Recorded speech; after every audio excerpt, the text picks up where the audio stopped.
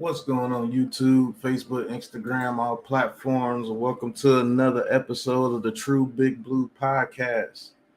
Thank you for everyone tuning in tonight. We got another signing to talk about, talking about Justin Ellis. We signed a defensive tackle today, Justin Ellis. What's going on, chat? What's going on, T-Mage? What's going on, Levance? What's going on, Nimmer? What's going on, Coach? What's going on, everybody? How you guys doing tonight? My other co-host should be on in a minute. Just wanted to talk a little bit about the signing that we did today, Mr. Justin Ellis, defensive tackle, run stopping defensive tackle. I think he's gonna be pretty good on our team, man. Just want to thank everybody that's going in. Eric Davis, what's going on? Carl Bryant, what's going on? Thank you guys for tuning in. He says, what about that Tyreek Hill trade? Yeah, that was wild, man. I'm not going to lie to you. That was wild. They actually got 5 picks in return. I think they got a first rounder and a second rounder this year, third rounder next year, and like a 5th rounder. And Tyreek Hill is making $30 million a year. Man, that's crazy. Yeah, Tyreek Hill to the Dolphins. Wells, what's going on, bro? Thank you for everybody for tuning in. Just waiting for everybody to get in. Buko, what's going on, Buko? He was actually choosing between you guys and the Dolphins, and he chose the Dolphins. Tyreek Hill on the Jets would have been pretty cool, but I think he chose the right team. Not gonna lie. Yeah, that trade was ridiculous, Coach. Not gonna lie, that trade was absolutely ridiculous. Hit Squad, what's going on, bro? Big Fridge, he says Harbin got to have his breakout year. Yeah, he does. What about the Chiefs after losing Tyreek Hill? They actually lose their top receiver in the division that's got extremely better. G-Man 7440, what's going on? Thank you for everybody for tuning in. I'm just waiting for Joel and Lou to come on, and we're gonna talk a lot about some Giants football, talk about some free agency news as well. What about the deals these receivers are getting now? Everybody's been complaining about the Galladay contract. His contract is actually cheap compared to what's been given out to receivers now. You know, Devontae Adams making 28.9. What's going on, Joe? Gentlemen.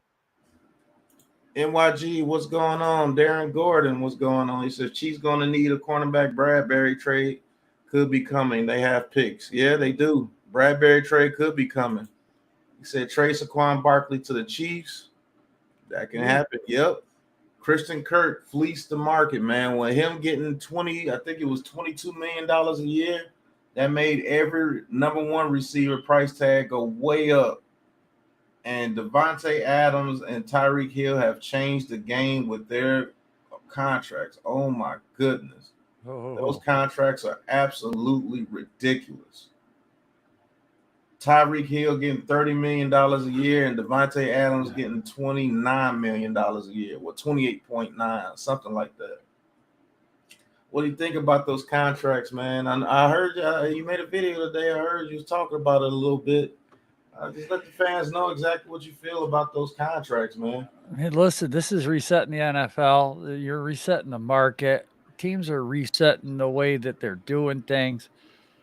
We're seeing some teams give up draft capital to acquire a player. We see another team, getting rid of a player to acquire capital.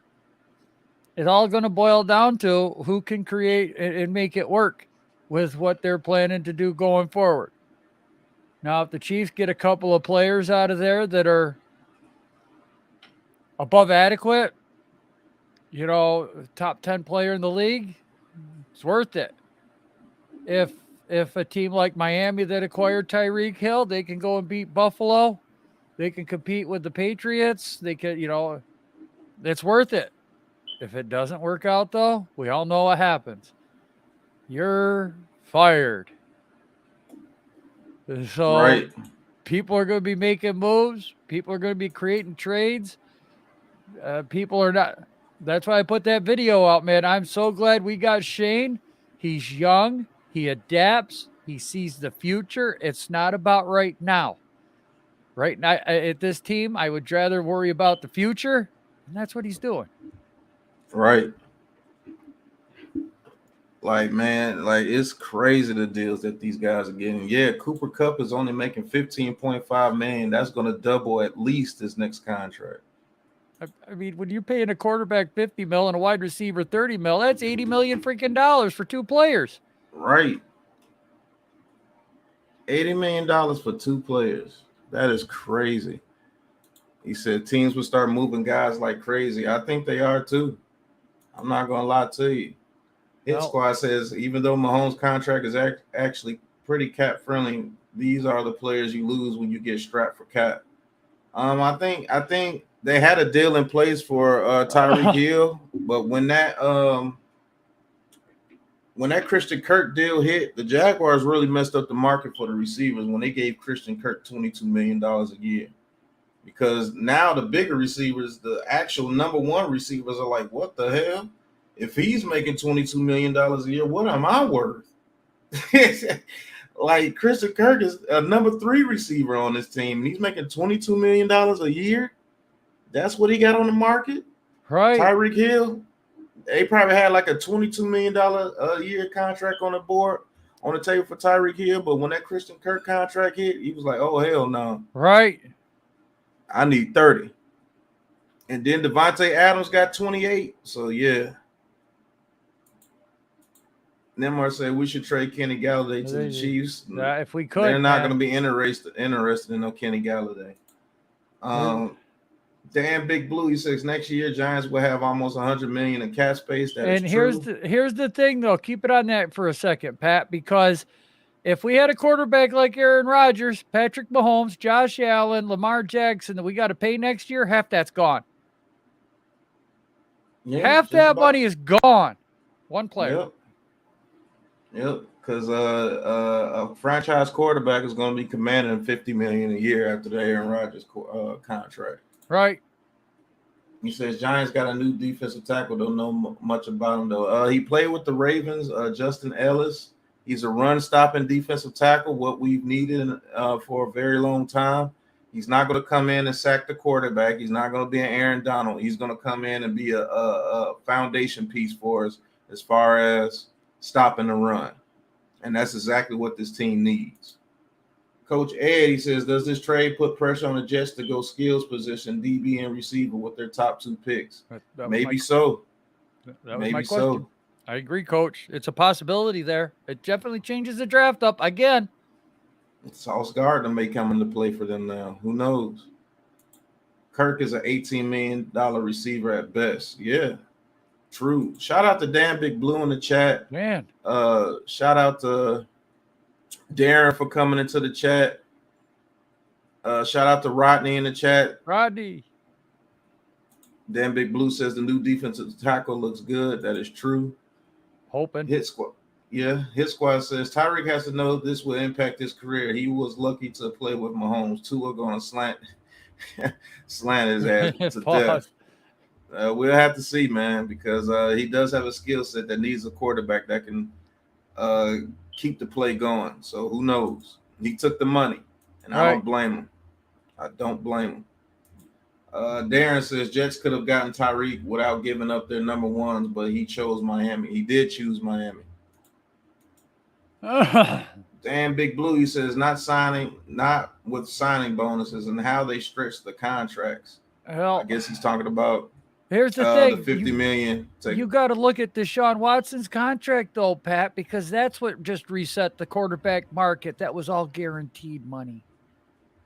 You're telling me Deshaun Watson's contract. Yeah, Deshaun Watson has just reset the quarterback market again because he got guaranteed money. All of it was guaranteed. Right. That's going to affect the cap differently. Yep. All of it was guaranteed. Crazy D, what's going on, brother? Thank you for tuning in. Lion, thank you for tuning in. Big Blue Ortiz, thank you for tuning in. Yes. He says, let's go, the best Big Blue Krew in the nation. What up, fellas? What's going on? Thank you. He says, should the New York Giants draft a receiver?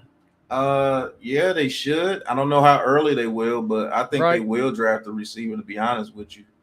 Unless they feel very strongly about Seals and Robert Foster.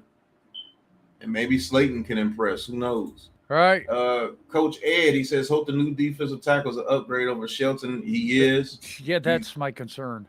Yeah, he's coming in to do exactly what Shelton was supposed to do. And I think he's already an upgrade over Shelton. I'm just going to be honest with you. Buko, he said, well, it's going to be receiver at 10 or 35 and 38 now. Yeah, you get yeah. I can see that. He says, what I like about Joe Shane contract structure is the workout bonus and per game bonus. Haven't had that here in a long time. Right. That's the thing that's going to save us a lot of money if we continue with these injuries. That per game bonus, that's what's going to help us for sure. Right. Darren says the NFL is wild, bro. Big news every day. I know. Never seen an off season like this. Right, me either. He says, I think Zach Wilson is going to be a better QB than Tua. Not sure what Hill was thinking, but at least he got paid. That's what he was thinking. He got the most money. He got his money. Yeah. I don't, man, that Tyreek Hill situation over Miami, I can see that getting ugly. I can see that if he's used to Patrick Mahomes and now Tua's playing out there. Well, let's I can see that getting ugly. Let's look at two things, Pat. He's getting close to retirement. He's in Miami. He has no taxes. Yep. All that money. That's why he didn't go to the Jets. The Jets, he would have lost 30, 40% in just taxes in New York State. He went to Miami with all that money, and he is just going to stay right there. He's got his ring. He's got his records. Not saying he is, but it's almost like a settle move. He's he decided this is what he's going to do, and this is Tom Brady moved down to Florida. Tyreek Hill's moving to Florida. It's how it's going to go. Take advantage of every opportunity you can, and with him taking advantage of Miami's tax situation now and all that money, it's in his pocket. Right, most of that is in his pocket. He only has the regular tax because state tax. Right. Regular tax probably would have took over 50% of that money, but he's probably going to lose like 33 to 34% of it now. Well, yeah, with his agent and everything, yes.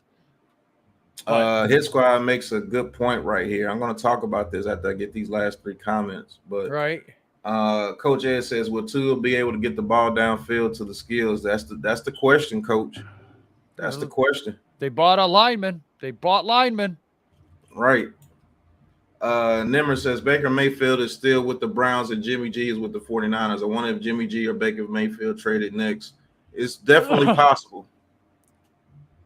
He said, I'm jealous of you guys being in the NFC. Right, man. NYG22, he says, I agree at Pat. It won't end well for Hill in Miami. Tua is not good, and Miami is at best third in the division, so he better get used to losing. Kevin, what's going on, bro? He says, excellent point, Joe. Thank you. He says the Miami Brass set Tua up this year. If they don't make the playoffs, he's gone. True. Right. He says money doesn't bring total happiness. It does not. But I want to talk about this, what Hit Squad brought up. He says, all I'm going to say is NFC is wide open. Give this kid an O-line. And that is true. I'm not going to lie to you. The NFC is wide open. All the talent went to the AFC this NFL offseason and free agency. All the talent went to the AFC. The AFC has like 12 teams that are playoff contenders out of the 16. That is ridiculous. 5 teams are going to miss the playoffs. 5 of those teams are going to miss the playoffs. With a winning record, more than likely. So, I mean, let's talk about the NFC. It's wide open. Well, the Packers have been weakened. Devontae Adams is gone. Monte Valdez-Scantling is gone. Torben's coming off an injury. Aaron Rodgers, you don't know what he's going to do. I mean, seriously, the Buccaneers, I mean, they got Tom Brady back, but as soon as Tom Brady leaves, they're going down. The Rams just got better, that's for sure. They might have one of the easiest paths to the Super Bowl in a long time. Them in the box. Right. The Cardinals got Kyler Murray, but he's acting all type of crazy out there. I mean, the 49ers are losing Jimmy G. We got to wait and see what Trey Lance is about. Vikings have always been, in the rumors, but can't close They the can't door. close the deal. They Right. can't make it to the playoffs. Even with Kirk Cousins and all those weapons over there, they still Right. don't make the playoffs. New Orleans isn't what it's going to be. Right. They got to worry with Jameis Winston now. The Titans, I mean, my God, I mean, they're not Titans the are NFC, AFC. but I mean, I'm trying to go through the areas and the divisions and everything. Miz, what's going on, Miz? I mean, if you want to go, let's talk about it. NFC West, you got the Cardinals, the 49ers, and the Rams. Then Seattle. Seattle ain't doing nothing. Seattle ain't doing. They got Drew Lock at quarterback right now. Right. Kyler Murray is acting a fool over there in Arizona. He's shown that he's not that great of a quarterback when Hopkins goes down. Right. The Rams are the Rams. They're going to be very good for a decent amount of time, as long as they keep those guys healthy.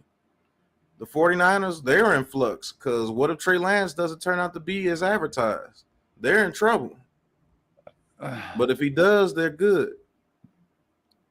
I mean, the NFC South, you got the Falcons, no Matt Ryan. They don't even have a quarterback right now. Or they got Marcus Mariota. That's not going to get it done.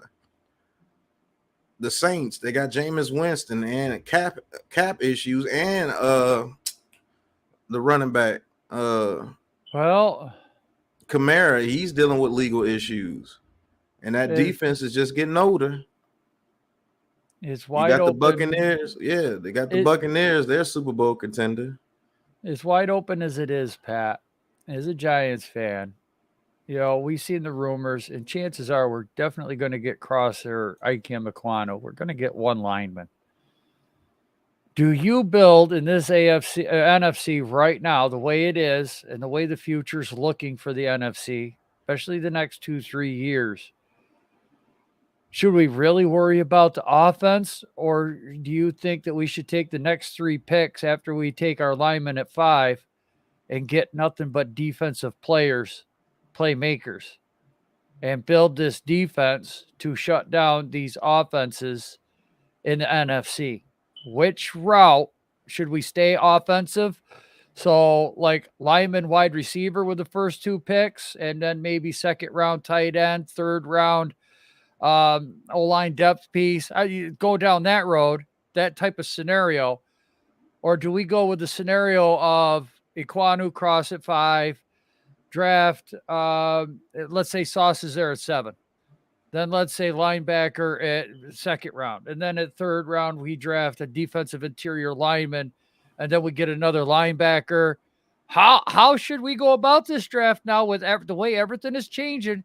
Because you're going to have to do something against these offenses in the AFC to win a ring. You've got to go through them. How does this change our draft scenario?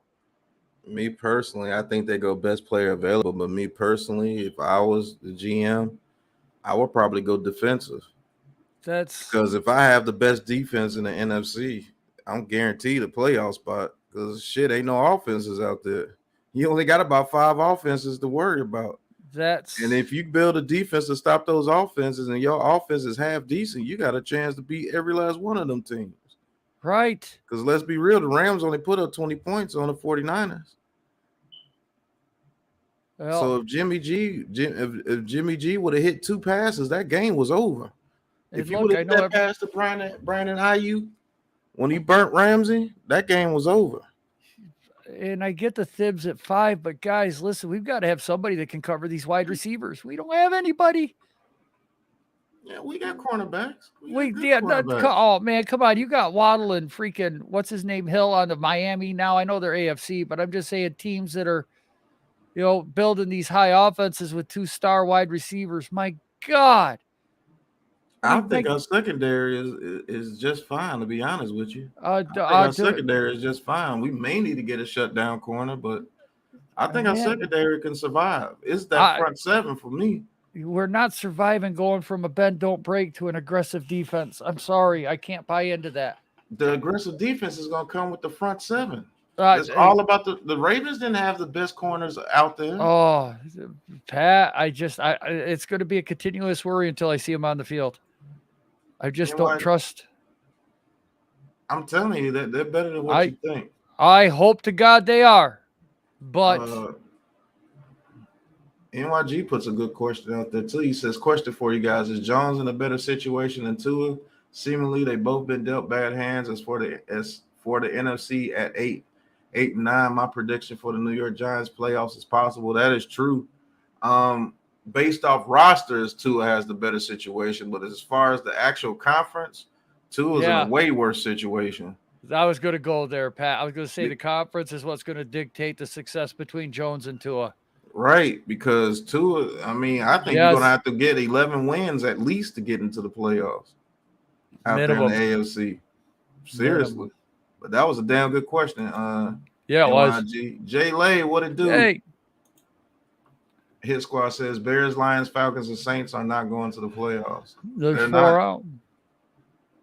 Miz, he says, just talking about this to my friend, AFC is on steroids. NFC is weak in 2 years. Brady gone. Rodgers about to be gone.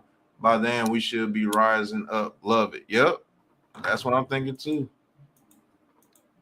He says, the problem for the Giants, like Miami, they're third best in their division. Probably going to take some dumb luck to make the playoffs, but it's possible. It's possible in the NFC. He says, if you're taking guys, I love to come. If you're taking guys, I love to come on when you guys are having anyone.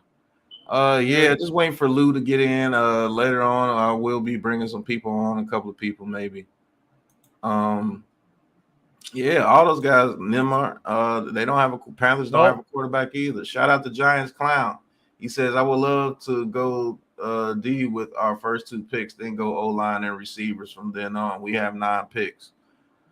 Yeah, but if you could get that franchise right tackle at 5, if he's there, I think you grab him. Giants Clown, just to be honest. What's going on, Lou? The man. Put me about talking about just waiting on Lou to get on, motherfucker. Right. Yeah, I heard you. He says, can you imagine all the teams in 2023 NFC going for QB in the draft next year? Man, that could actually be possible, Eric Johnson. That would be Wait a minute. I got a problem here right now. I just noticed something. You guys got like great office positions. I'm back here smelling jock straps. What the hell's with this? You guys got to get me a different desk. This one ain't cool. I get the towels and the dirty laundry. Come on, I gave you a different one yesterday and you didn't upload it.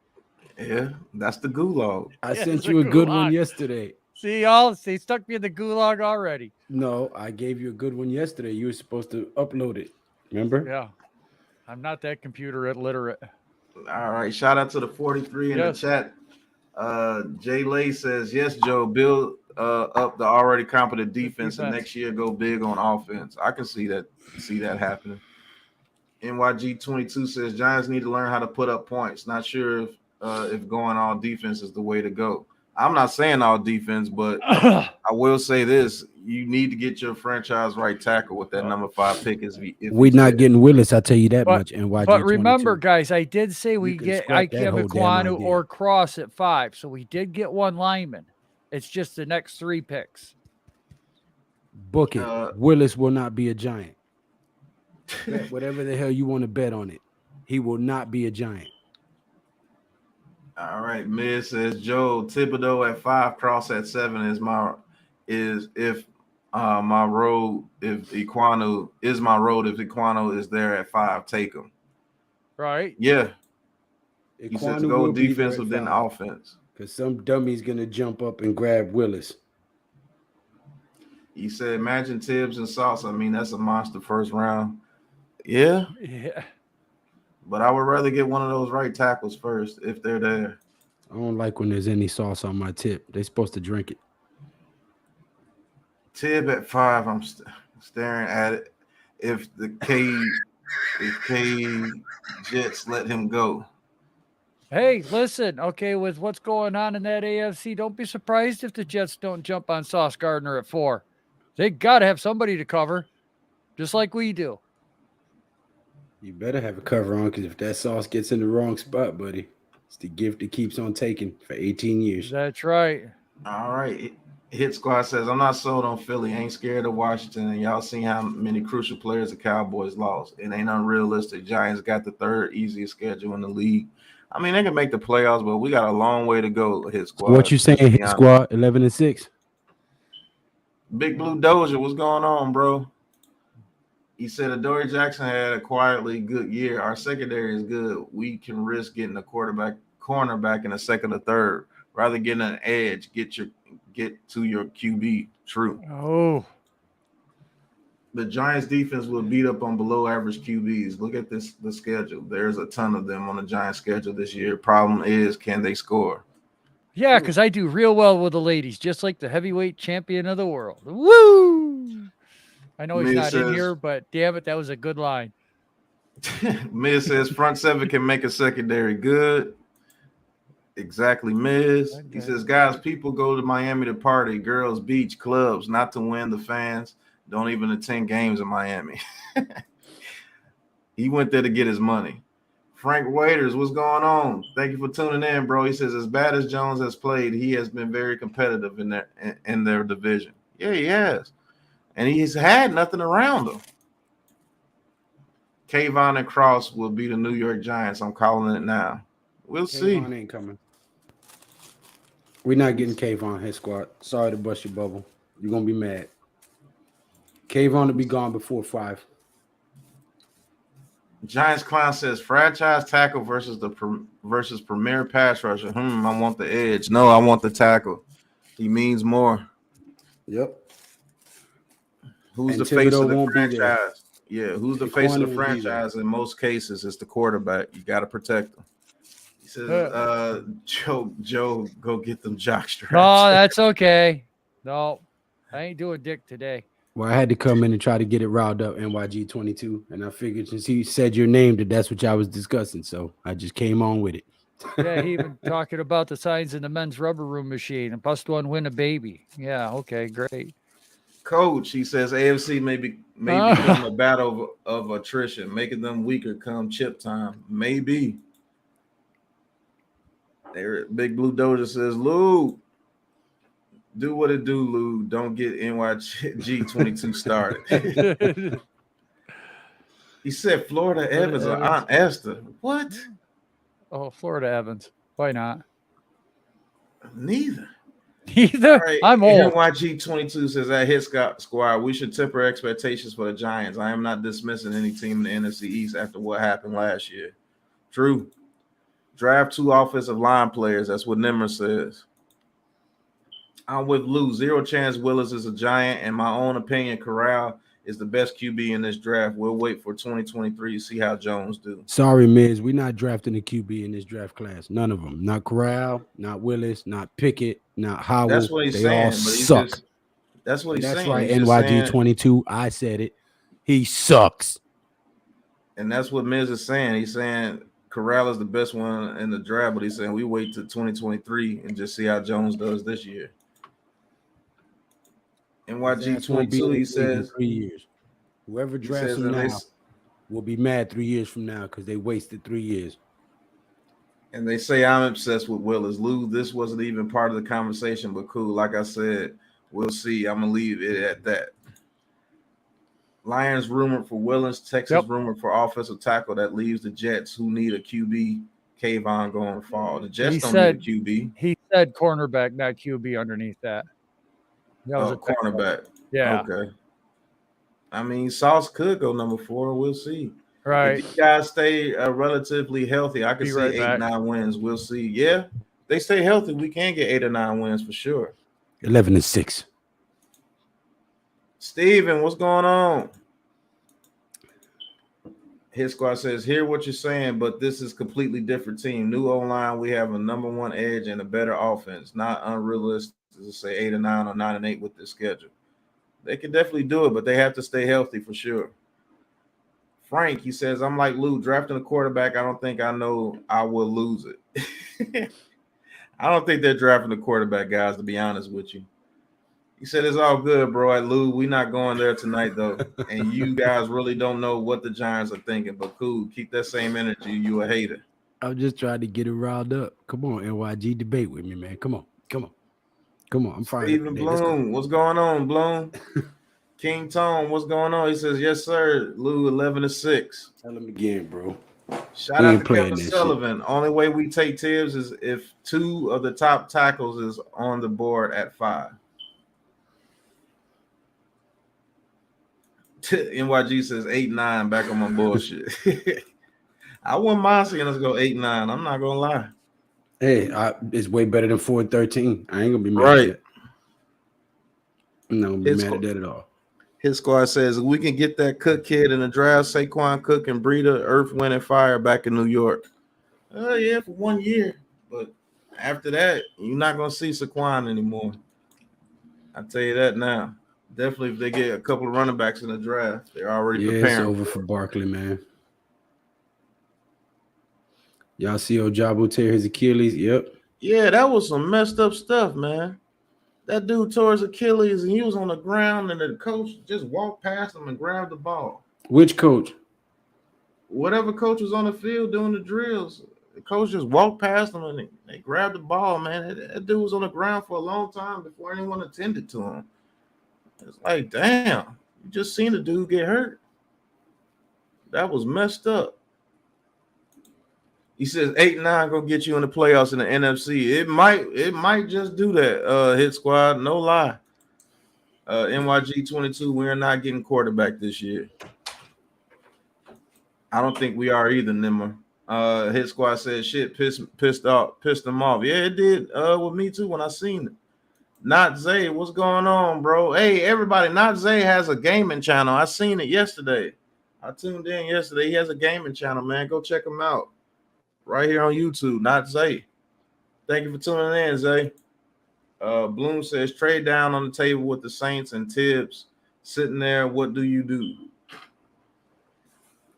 Oh, man. It just depends on what they want to do. They want to get future draft capital for next year. So you're saying Tibbs is either at 5 or 7, but the Saints want to trade up to get a quarterback. So more than likely they're coming up to number 5. So it's the number 5 pick. And I think the Saints are – what's the Saints pick, Lou? I think number 11?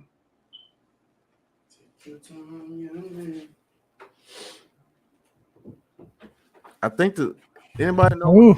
I think the Saints pick number 11, right? That's a good question.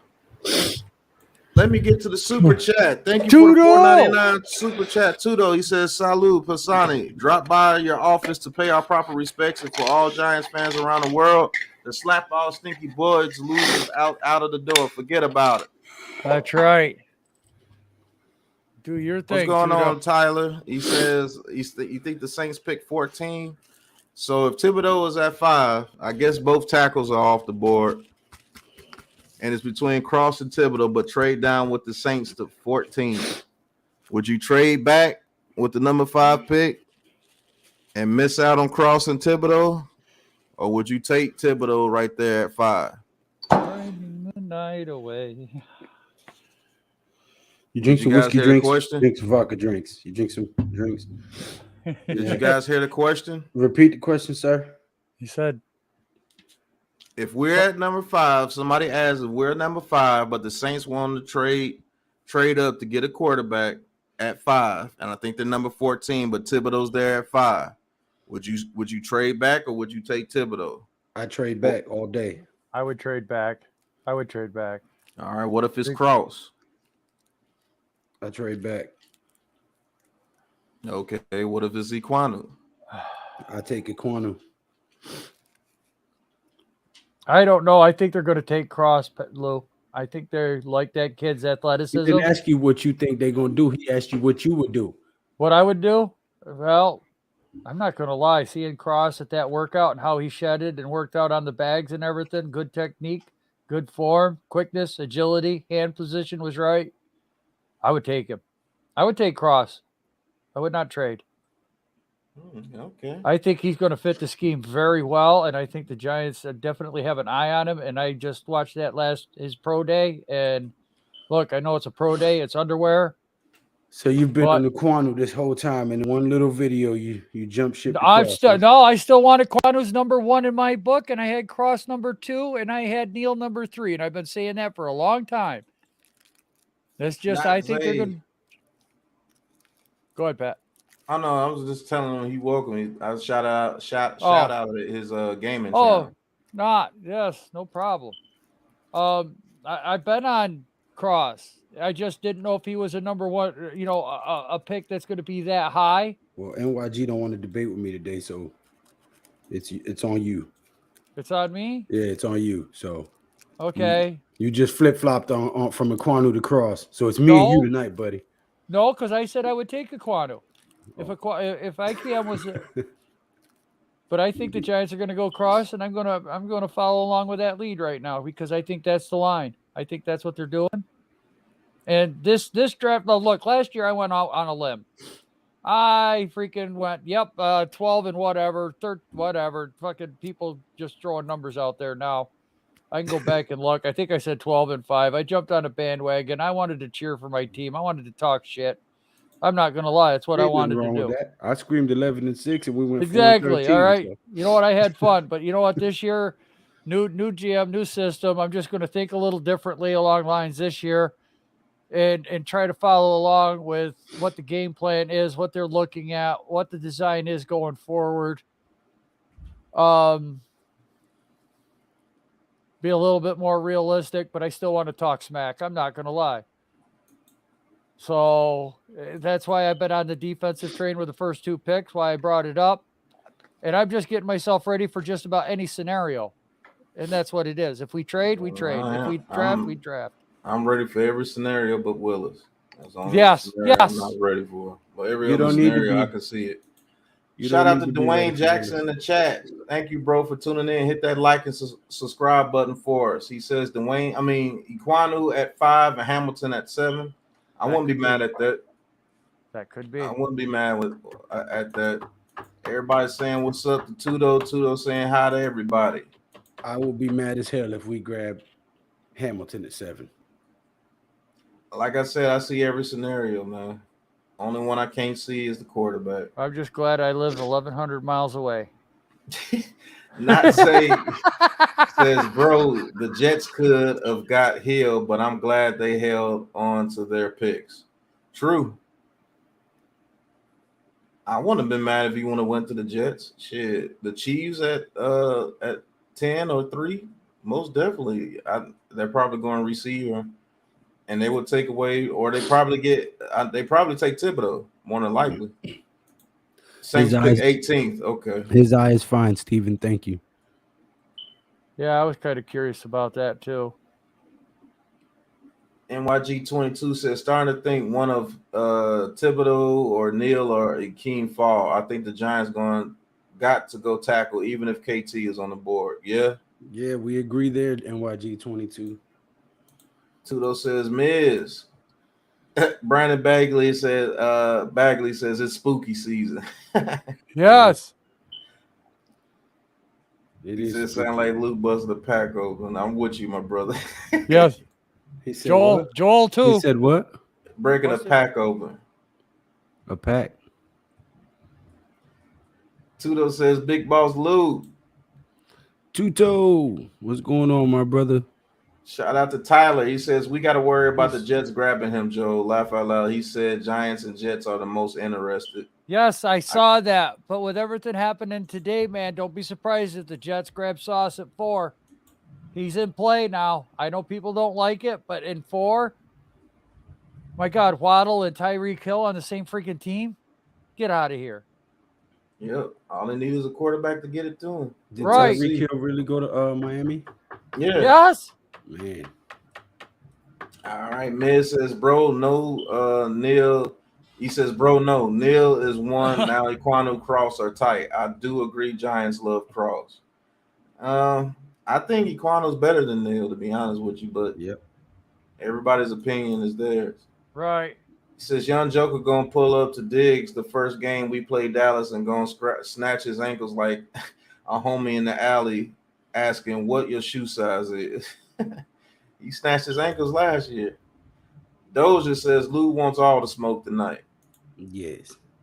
Giants love Cross, they do, but I think if it's between Akeem Ekwonu and Cross, I think they still go Ekwonu, but who knows? They might like Cross a little bit better because he's the better pass blocker, so who knows? 11-6 next season. Forget about it. He says, Lou, I'm ready. Let's go. Well, if you ain't on the plane, Miz, I'll let you come in for a second, Miz. I'll put the link in the chat. He did ask to come on earlier. Sure. Cross is the best pass blocker in the draft. Akeem, best run blocker. Neal, most balanced. If the Giants going pass heavy, they should take Cross. At Joe is actually making a good point for once.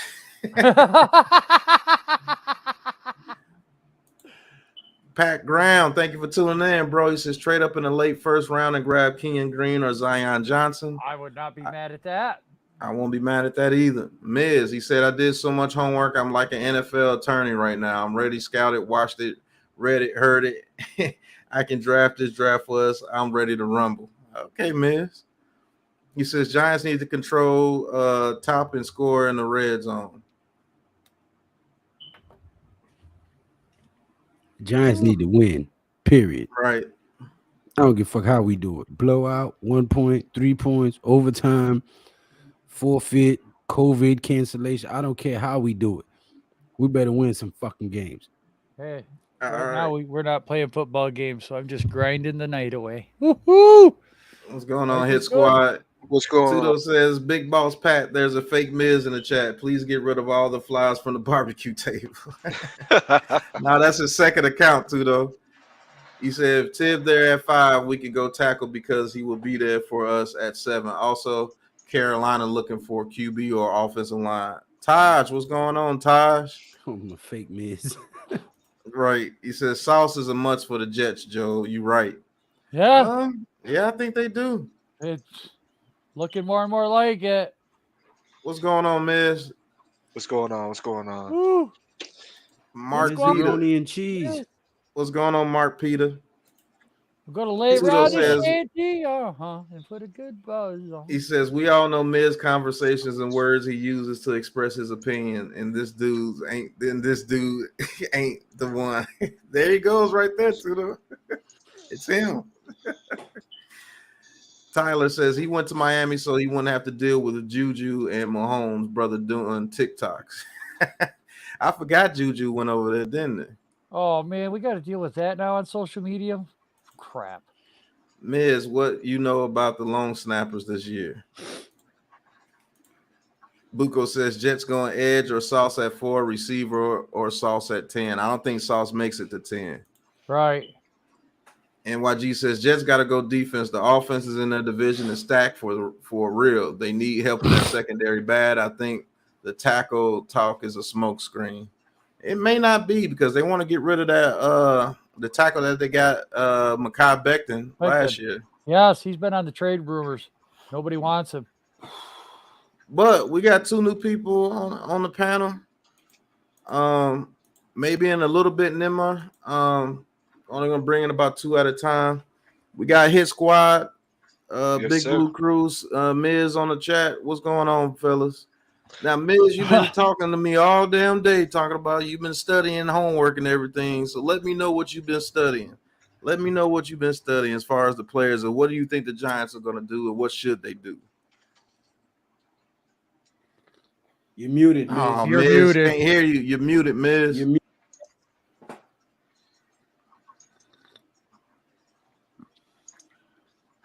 I don't think he can turned hear in that. Charlie he's muted. Chaplin on us. Yeah, he got to go come Yeah. back. Well, Hit Squad, I mean, you had a lot to say earlier as well. I did, and I wanted to throw this out there because I was talking to a guy over at his channel's called Meow Mix. It's a Carolina Panthers podcast. Did you on say YouTube. meow mix? Like Yes. cat food? Yeah. So is his channel about poontang? Nah, it's about the Carolina Panthers. No, don't get me fired up. But I saw that. Carolina kittens keep purring. Yeah, the fucking Carolina Panthers. Excuse my language. But I saw he had a space earlier on Twitter, so I thought I'd jump in, see what they were talking about. and I noticed that a Hear lot me? of them were talking Yeah, I hear about you now. the Lions looking to potentially trade out of two with Carolina because Carolina's feeling desperate right now. Now they were talking trade scenarios and everything, so that might be a thing that we don't really know that's happening right now with other teams, like a team like In the Carolina who's hell? looking desperate. How you got an For a QB. orange New York Giants cup? I've You never like seen that that cup, before. right, Lou? You like that, right? It's from Oh, it's straight- red. It's red. Okay, red. it looked Yeah, so orange. what From, orange it's is from the you- Middle East, baby. That's what I was like. How in the hell you got an Go ahead- orange go Giants ahead, cup? Go No, ahead, no. hit. So I was just saying, just listening to them talk, it seems that that's a common conversation amongst Panthers fans is that they may be looking or expecting at this point for them to trade up. I wouldn't do it. I know we all got brains. We would not trade up for any of these QBs, but I think like a team like the Panthers, man, they got a lot to lose at this point. They can bank on one of these QBs to if you're Matt Rule, hopefully that builds you another year or gives you another year of time because fans aren't sold on him either. So I could see them if that's the case, which I didn't know about until today. If that's like a common conversation right now between Panthers fans, if they're looking to trade up, I mean that's huge. That pushes some talent even further down to 5 if that happens. Right. And again, Let me get one thing in. Heavyweight champion of the world. What's up, heavyweight champ? He says, woo! Another night with the G-Man crew, and it's going well like I do with the ladies. And believe me, it ain't easy being Joe's wingman. woo, you better believe it, buddy. Oh man, I bet it. But that's actually some pretty good information. Hit. The Panthers do want to trade up. That would be crazy. But I don't see them trading up. I think if somebody trades up, it's going to be traded up with either us or the Jets, maybe the Texans to try to get one of those quarterbacks in front of Carolina if they find out that they're sold on one of these quarterbacks. But Miz, now can What's you up, talk? Can we hear you? Yeah. Okay, cool. Sorry, man. Shout I out don't to know. Michael Something wrong with R the in the laptop. chat. Shout out to Michael R in the chat. He says, I think the big smoke screen is the G-Man not taking Linderbaum. He's the only mid-first round pick who's Hall of Fame material. Don't sleep on us trading 7 for another second rounder and taking the center. That'll be true. I mean, they can do that. Well, let's bring up last year, Pat. Remember Thomas got talked out of the Giants scenarios, and then we drafted him. Or not last year, year before.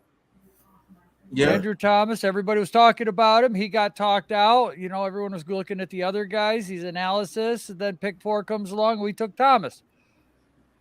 So he might be right. I tell you, Hell to the What? no.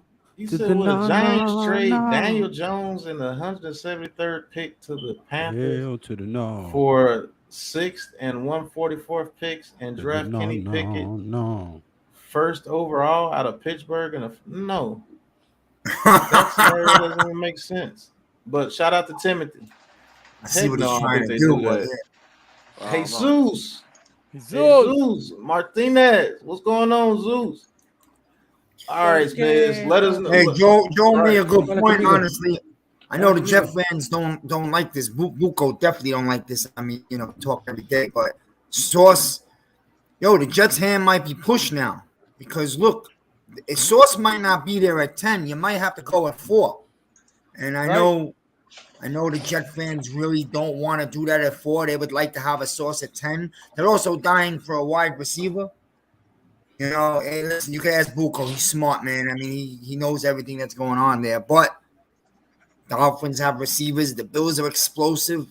You have to start to think the Jets might have to go Sauce at 4 unless they get a trade back. Right. And just for us, if that happens, man, more big names slip to us at 5. That's right, not Zay. Real good options. Like with the 2 tackles, I'm assuming Neal be gone, but you have the other 2 tackles. I know the Giants love Cross. He's really good. He's very athletic. I would not be upset with him. But Pat, one thing, guys, this is how I feel. Number one thing is if you have a trade down at 5 to get a treasure of picks, we're going to do it. And if not, maybe I'm wrong. You tell me. If Thibs gets to 5, there's most likely he's going to still be there at 7. So you grab the tackle at 5. Yeah. And that's just how I see it. And if it plays out that way, I will be dancing on the first Listen, night. okay. Here's what I wanted to bring up as seeing as how Miz is talking about this. That number 6-7 pick right now is very important because if Kyle Hamilton's still on the board at 7, who's to say one of these teams at 15 to 20 aren't going to try to jump up and grab that safety? All right, because look at some of these wide receivers that are, what if one of these AFC teams wants to come up to our 7? That might be a plethora of picks also. So by what Tyreek Hill did and Adams did is really, these teams are resetting how this draft is actually going to come out because we're seeing teams that want to give up draft capital to get a player. Mm-hmm. And if Hamilton's that player, that 15 to 20, even 23 team right in that pick range, they might be wanting to come up to 7. So that's future draft capital. That affects us. That puts Linderbaum in play. That puts some of the other guys in play. So staying at 5, trading 5 could be for a quarterback, trading 7 could be for a safety or a corner. If those guys are there, this is, you know what, they're going to be calling us. We are in the perfect friggin' spot this year for a draft to go any way we want to go. And I'm seeing a fan base right now that's really not arguing too much on any front or any kind of scenario we're throwing out there because everyone's like, I could see it. Mm-hmm. So. No, you're right, Joe. You are right. I don't see that happening, Chris. He says Giants. Well, that can't happen because the Panthers are at 6. Right. So they will have to trade to the number 5 pick. No. Okay. He said. Yeah. He contradicted himself because he meant 5. Thank you, Frank. 5. Because I was like, you can't take the best O-line and trade. You can't. Yeah, he cleared it up, but he made the trade. If the trade is there, Pat, if the trade is there, I mean that's why I want the Giants to sell Malik Willis right now as the greatest thing that ever touched Earth. Just do it. Just keep on talking about how great he is. He's special. The other quarterback also. Get a couple of these teams to really, get attracted and want to come up to 5. I mean, but this is a question for the panel. I want each one of you guys to answer because a lot of people have put in the chat, and we pay attention to the chat. What's your guys' best case scenario at 5 and 7, and we can't trade back?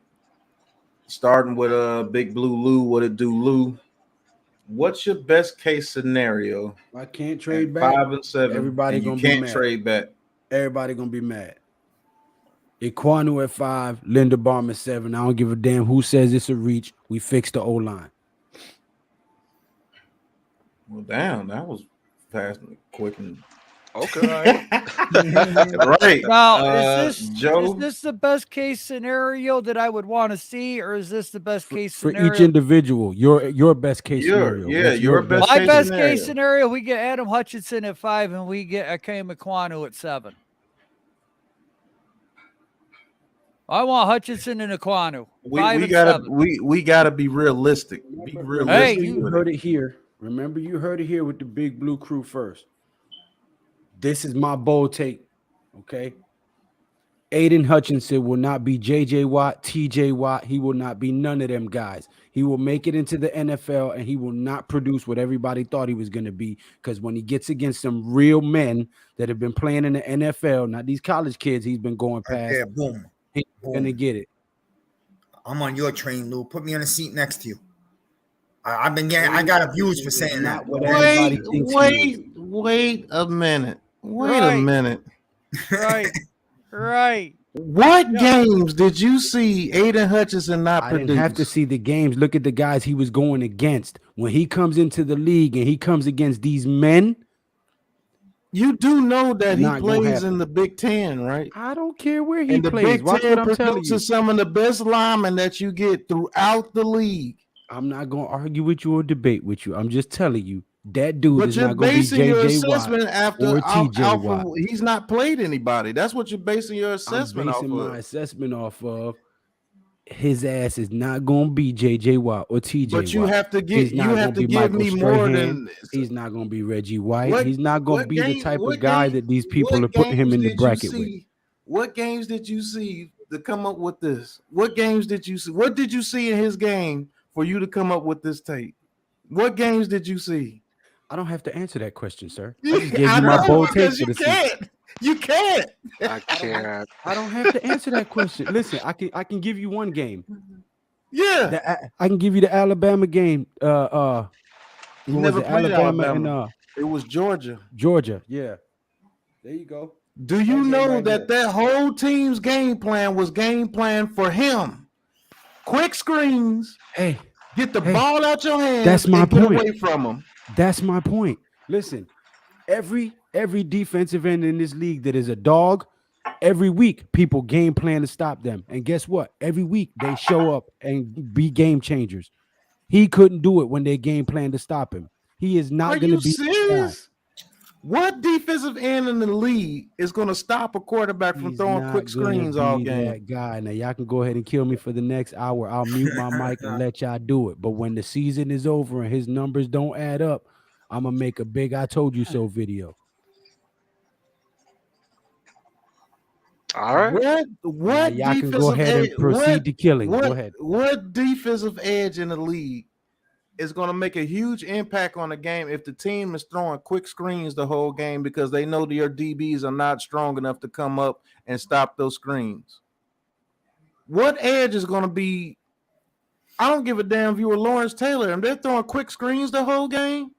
He's not going to get back there and sack the quarter. They're getting the ball out in 1 second. But Lawrence Taylor's gonna catch the running back from the backside because he was just that damn good. Aidan Hutchinson is not. Hutchinson is not Lawrence Taylor. That is correct. But he did start reading those quick screens and they had to stop throwing because he was chasing the person down. What did he do Big against Fridge, the if you're correct, Big Fridge, I will make that video. But in the meantime, I'm gonna stand on my square and say he's not gonna be JJ Watt, TJ Watt, or none of them guys. And he doesn't have to be JJ Watt or TJ Watt. He still could be very good and effective. I just wanted to be Aidan Hutchinson. I don't want him to be TJ Right. Watt or any of those other guys. I want to see what his potential is going to be. He's not going to put up them type of numbers. He's not going to be that type of guy. I promise you. Shout out to D Giant. I think this is my first time seeing you in the chat. Thank you, bro, for tuning in. Hit that like and subscribe button for all these content creators on D this channel. Giant. Welcome to the Big He says, Blue Krew. Akeem or Cross, as long as we take one of those two and the number 5 pick, we're starting off good. At number 7, I would pick Malik Willis as an emergency backup to Daniel Jones just in case his neck. And I was loving you until the first. Yeah, you lost me with that number 7 pick. That's crazy as hell. But I can see it happening, but that's the only scenario I wouldn't like. Lou, you got to make apology vid after this dude turns into Myles Garrett. Awesomeness Sports, thank you for tuning in, Awesomeness. bro. You said those guys are all pro. Come on, give the kid a chance. Right. Buko Listen said, to Frank Waiters. He says like and subscribe. He Yes, says sir. Buko says, listen, Hutchinson might not be on Bosa level or Garrett, but he will be a good pro. Exactly. He's gonna be a very good pro. Yeah, I'm Like I not said, saying that he's gonna be ass cheeks. I'm just saying everybody's got him. He's the next JJ Watt. He's the next TJ Watt, and I'm telling you, he's not gonna be that. He's gonna be a regular run-of-the-mill edge rusher. That's it. You know what? You're right, but right now I got him the highest player on my draft board. I'm sorry, I do. And you'd be a fool to waste that high of a pick on a run-of-the-mill defensive end. I ain't no fool, the man. run of the mill. You understand? You call this kid a run of the mill edge rusher, and you can't name a game besides one game when they game plan for the dude. I would block the shit out of his ass if he tried to blitz against me and I was the tackle. And I weigh 200 pounds. If his ass tried to block, if he tried to blitz me, I would put him on his ass. And I'm 200 pounds. I promise you. Did you see? I would put him on his ass without breaking the rules. Have you looked at this guy's film? Have you looked at this man's film? I'm 200 pounds, and I the would put that man on his ass. He would be looking up at me in awe. I promise you. The biggest game of the year for Michigan was Ohio State, and he got 3 sacks in that game. Yeah, he was the reason why that offense, that Ohio State offense wasn't going. I represent the Bronx. I would put him on his ass. Lou, I'm sorry. That dude would absolutely mollywop each one of us on this panel. This you is might this not ain't this believe in ain't look. yourself. I would 1-inch punch his ass to the ground in 1 second. We talking about blocking. We ain't talking about The fighting. We're same, talking the going on same the concept field. applies when you block. Wait. The Lou, same can you play concept, right tackle? the same concept applies when you block. Right, Your hand because placement. if you Same can do thing that with to a Aidan punch. Hutchinson, the Giants need to sign you right now. Bro, Same that's thing. what I'm saying. You put your hands there and flicker your wrist. I guarantee you, I would pop his ass on the floor. He'd be looking at me like, "What the just happened?" Man, we got our blocking tight end right here. I'm telling you. Yes. So how many times?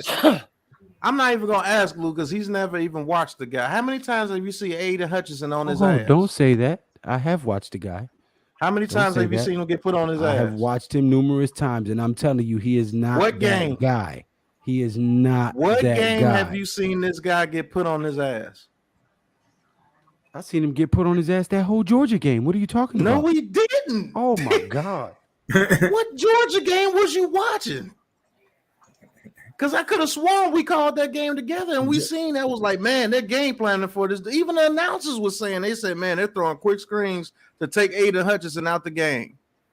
They did that to take Hutchinson and Ojabo out the game. You know why? Because they feared their pass rush and they knew they DBs weren't up to par with their receivers. And that's why they did that. You got to be one hell of a man at the edge position for them to game plan for you the whole game. They was like, hell no, we're not letting this dude do anything. We're going to run away from him, and we're going to throw quick screens. And guess what? You my new homeboy, man. Well, that's the real question about the guy, instead of just what we're all saying. The real question is this: is this guy going to be top of the NFL, or is he going to be he's going to be a good edge rusher? There is a difference. If he's going to be the best edge rusher in the league, then taking him at 1 or 2 is awesome, right? But if he turns out to be a run-of-the-mill edge rusher and you pick him at 1 or 2, then they're going to say the same shit they said about us grabbing Barkley at number 2. I don't think he's going to be a run-of-the-mill edge rusher. I think that dude's going to be a 10 to 12 sack type dude. Yeah, I was going to be honest with you. I could see 13, kind of like what Parsons had. I could maybe see not the same 6 production. sacks a I could see season. 13. I could see 6 to 8 sacks a season with this guy. I bet you that dude makes the Pro Bowl within his first 2 years. And I guarantee he's an all-pro within his first 3 to 4 years. And I guarantee you, if you're right that he does make the Pro Bowl, it'll be over somebody who had way better numbers than him. I said he's going to be an all-pro. You can't deny. He'll make it in over somebody that should have got in and he shouldn't be in there. That's the only way his ass would be in there. Listen, I know for a fact that Hutchinson kid is going to be good. You can't tell me one game that anybody was putting him on his ass or he looked in there. That dude was the main reason why they won against Ohio State. The main reason. That dude had 3 sacks against Ohio State. Not to mention when I think they play UCLA, he knocked over the tackle like he didn't even exist. Yeah, he did. Took him right on his ass. This man had 96 quarterback pressures throughout the year. Twice as many as Thibodeau. 96 quarterback pressures throughout the season. He's all right, but he's not real. He's not coming out of the top 2, Lou. And I'm not a big fan of his. I don't agree with you, but I kind of get where you're going. Well, he's going top 2. I don't care what half the anybody chat agrees says. with me. Half the chat agrees with me. I don't care. I don't care. I don't care. If this guy got 96 quarterback pressures in one season. A season after COVID where a lot of people were out of shape, where a lot of people missed a lot of games. And he hurt his knee the year before, so he was recuperating from surgery for 8 months. I'm telling you, man, watch. We'll have this conversation after his first 2 seasons, and we'll see. So you can say that about Jermaine Johnson and them too, right? We can say that about any college player, but I'm telling you what I see from him. That's just my take. You don't have to agree with me. Edge rusher that's going to have the most. But I don't see all pro. Yeah, but Evan Ingram made the Pro Bowl twice. So the edge rusher that's going to have the most pressure on him, and I still feel he's the best one in this draft, is Thibs. He said, no, Rick agrees with you, and that should tell you something. Davon's going to have a ton of pressure. Who's better against the run, Thibodeau or Hutchinson? Hutchinson, right? Hutchinson. They say, Thibodeau but I'm not a believer in that. Thibodeau's been hurt throughout his whole career at Oregon. He's been hurt. Mm-hmm. This man had 7 sacks last year. Hutchinson, I think, has 16. 16.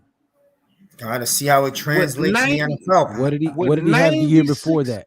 What did he have the year before that, Pat? The year before, we'll look it up. He hurt his knee the year before. We'll look it up. Oh, we're gonna see.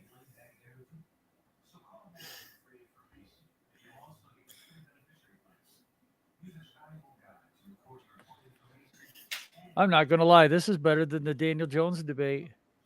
See, I honestly don't look at Hutch because I'm a Giant fan and I don't expect him to be anywhere near when we pick. So that's why I don't really focus on him. Jesus but if Willis goes and the Jets are picking a corner, one or two things Lou is going to make, and I was wrong or I was right video about right.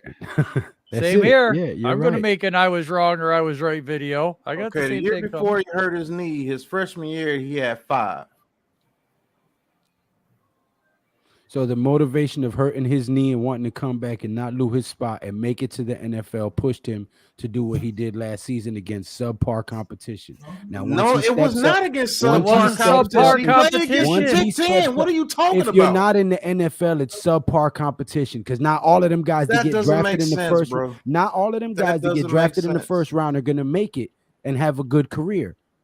A lot of them guys who get drafted in the first round are not going to have a good, solid career in the NFL. So it would stand to say that a lot of them guys in college are subpar competition. Now, once he makes it into the NFL and you're playing the best of the best, all the guys that made it and have stayed there long enough to make a career in this league, then he's playing against the best of the best week in and week out. Now let's see what he can do.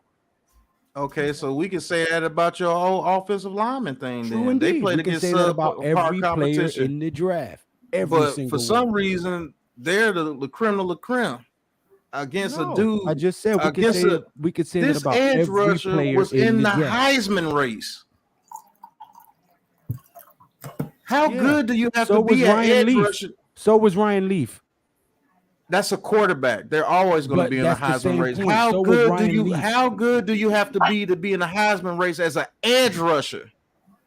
This wasn't a DB. He was an edge rusher and he was in the Heisman race. How good do you have to be playing at edge rusher in college to be in the Heisman race? Chase Young, you're better than most of the you're better than most of the cornerbacks and everybody. Is sleeping.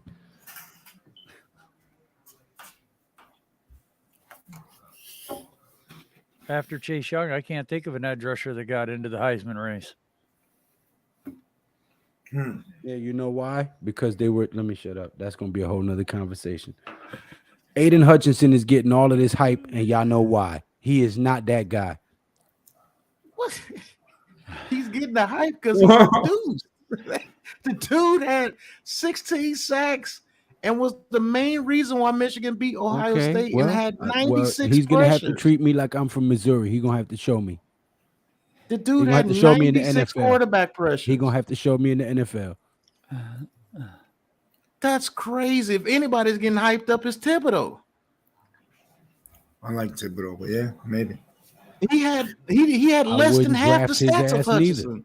I wouldn't draft his ass neither. I told you. Equanu and Linderbaum. I mean, you got an elite edge rusher and one of these picks, you got to take him. If I can't trade back, I want Equanu and Linderbaum. Lou, if you got an elite edge rusher here.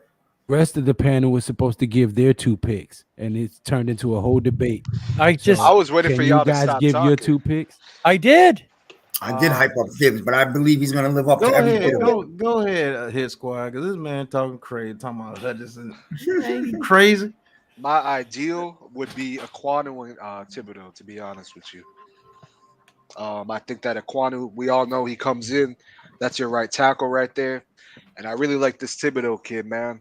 I think that's a player that comes and he can make Put his squad players around backstage. him Put his squad's better. ass backstage. No, I'm Because just messing like, with you. because like think about this, right? You know, I know that the Cowboys, they lost their right tackle. I know they really believe in the next man up that they have over there, but I think that Thibodeau's a guy that comes in and makes the players around him better. I think, you know, Ojulari would benefit from him a lot. Roche, Ellerson Smith, who I'm excited to see. I think those players benefit from him. I think that Aquanu, I mean, you could come in and solidify that right side Damn, next to Rick. Glowinski. I mean, I'm telling you, dog. I mean, I think that's a good line there. But I wouldn't be upset if they double it up with offensive linemen. But I want an edge rusher, to be honest with you.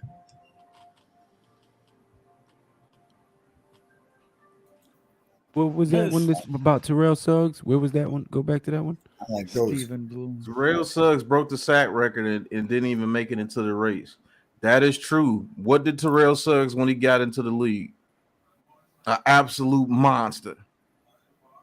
Did similar things to what Hutchinson did in college. And they talked about Hutchinson. Didn't make it into the Heisman conversation. And they right? talked about Terrell Suggs like he wasn't going to be that dude when he came out. And look what he did.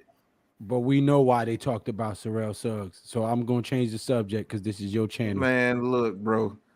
That dude had 96 quarterback pressures and 16 sacks. And he played in the Big Ten. He didn't play in no FBC school or anything like that. He played in the Big Ten where all your best linemen come from. Most of your good linemen come from the Big Ten. Nebraska. They're Iowa. known for linemen. Nebraska known for linemen. Iowa known for linemen. Ohio State known for linemen.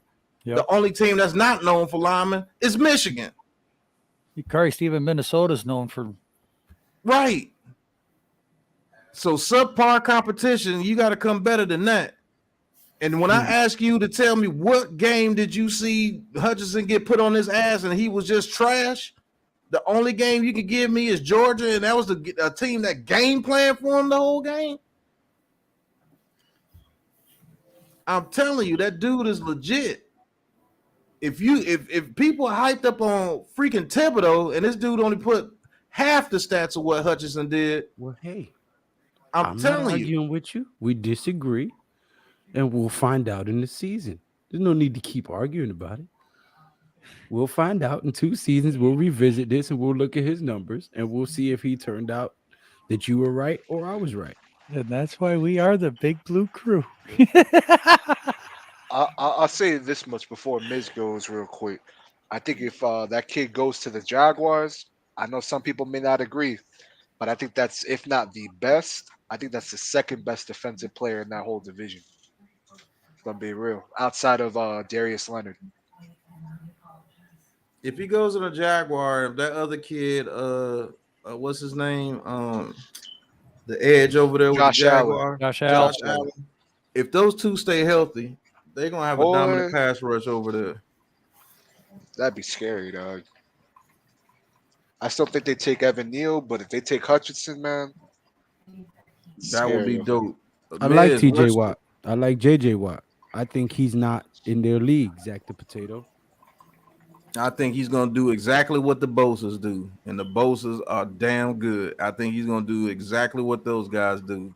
Yep. He's stronger and they're a little bit faster. I think he plays the run a little bit better. They rush the pass a little bit better. But I think they're gonna be right in the same realm because they're built the exact same way and they do the exact same things from college on through. He looks exactly like those guys. From film watching, everything. Looks exactly like those dudes. He's just a tad bit slower, but he's stronger. Yep. Yeah, Jeffrey Simmons is a monster, Big Fridge. I'm not gonna lie to you. But Miz, let's get to your scenario. If we couldn't trade back, your perfect scenario, Now, but hold make it realistic, please. Highlight Chris Bucco's last comment. Look what he just said. Now I love Nick Bosa. I don't feel that about Hutch. Now let's remember, this is coming from a Jets fan, though. But I'm just telling you, I'm just telling you that not a lot of people were sold on Hutchinson. Like he's getting hyped up, just like Malik Willis and these guys are getting hyped up. Hey, No. Well, I remember Bucco this was is not hype. This dude is performed. This is not hype. At least not Bucco for wanted me. I've Bosa looked at the badly. dude. Shout out to Tudo for the $4.99 super chat. That's what it was. I remember that draft. Buko wanted pussy. Sorry earlier, I was just trying to protect you and your reputations. You guys are like family to us. Nobody dares to mess with our familia. Facts. Familia. I appreciate it, Tudo. It's all good. He says Jaguars are not taking Evan and Neal. They will take Aidan Hutchinson. I think it's possible. Hey, never know. You think they pass on Neal? You think the Jags would actually pass on Neal? If they people think they address the O-line in free agency, right? They address the O-line in free agency, so I don't know. They may, who knows? But Miz, we need your 2 picks, bro. I wish I could go something different. Pat knows I said it about a week ago, but I can't even do it because then I wouldn't be real, man. I would love to go Thibodeau and Jordan Davis, and this is the biggest beastie line in football, but I don't think that's gonna. I cannot skip an O-line after I've been preaching it for 2 years. So you said Kayvon Thibodeau and who? I would love to go, but I'm not gonna do that. I'm gonna go offensive lineman, but I was thinking hard for a couple of days about Thibodeau and Jordan Davis on this D line, man. But the thing is, we cannot skip an O-lineman. So it's pretty much like, honestly, what Hitz was saying is kind of perfect. Take that card right up to the podium. If we get Ekwonu and Thib at 7, or if you could get Thib and Cross 5 and 7, that's what I would like. Give me the tackle and an edge. And then, like Lou was saying last week, go get a guard at 36. I think that's how it might play out. I'm telling you, dog. I think Ekwonu and Neal are going to be off the board. Miz. The Jets are going to take a corner there, and I think that it's going to be Cross at 5, Kayvon at 7. Cushmaster, what's good?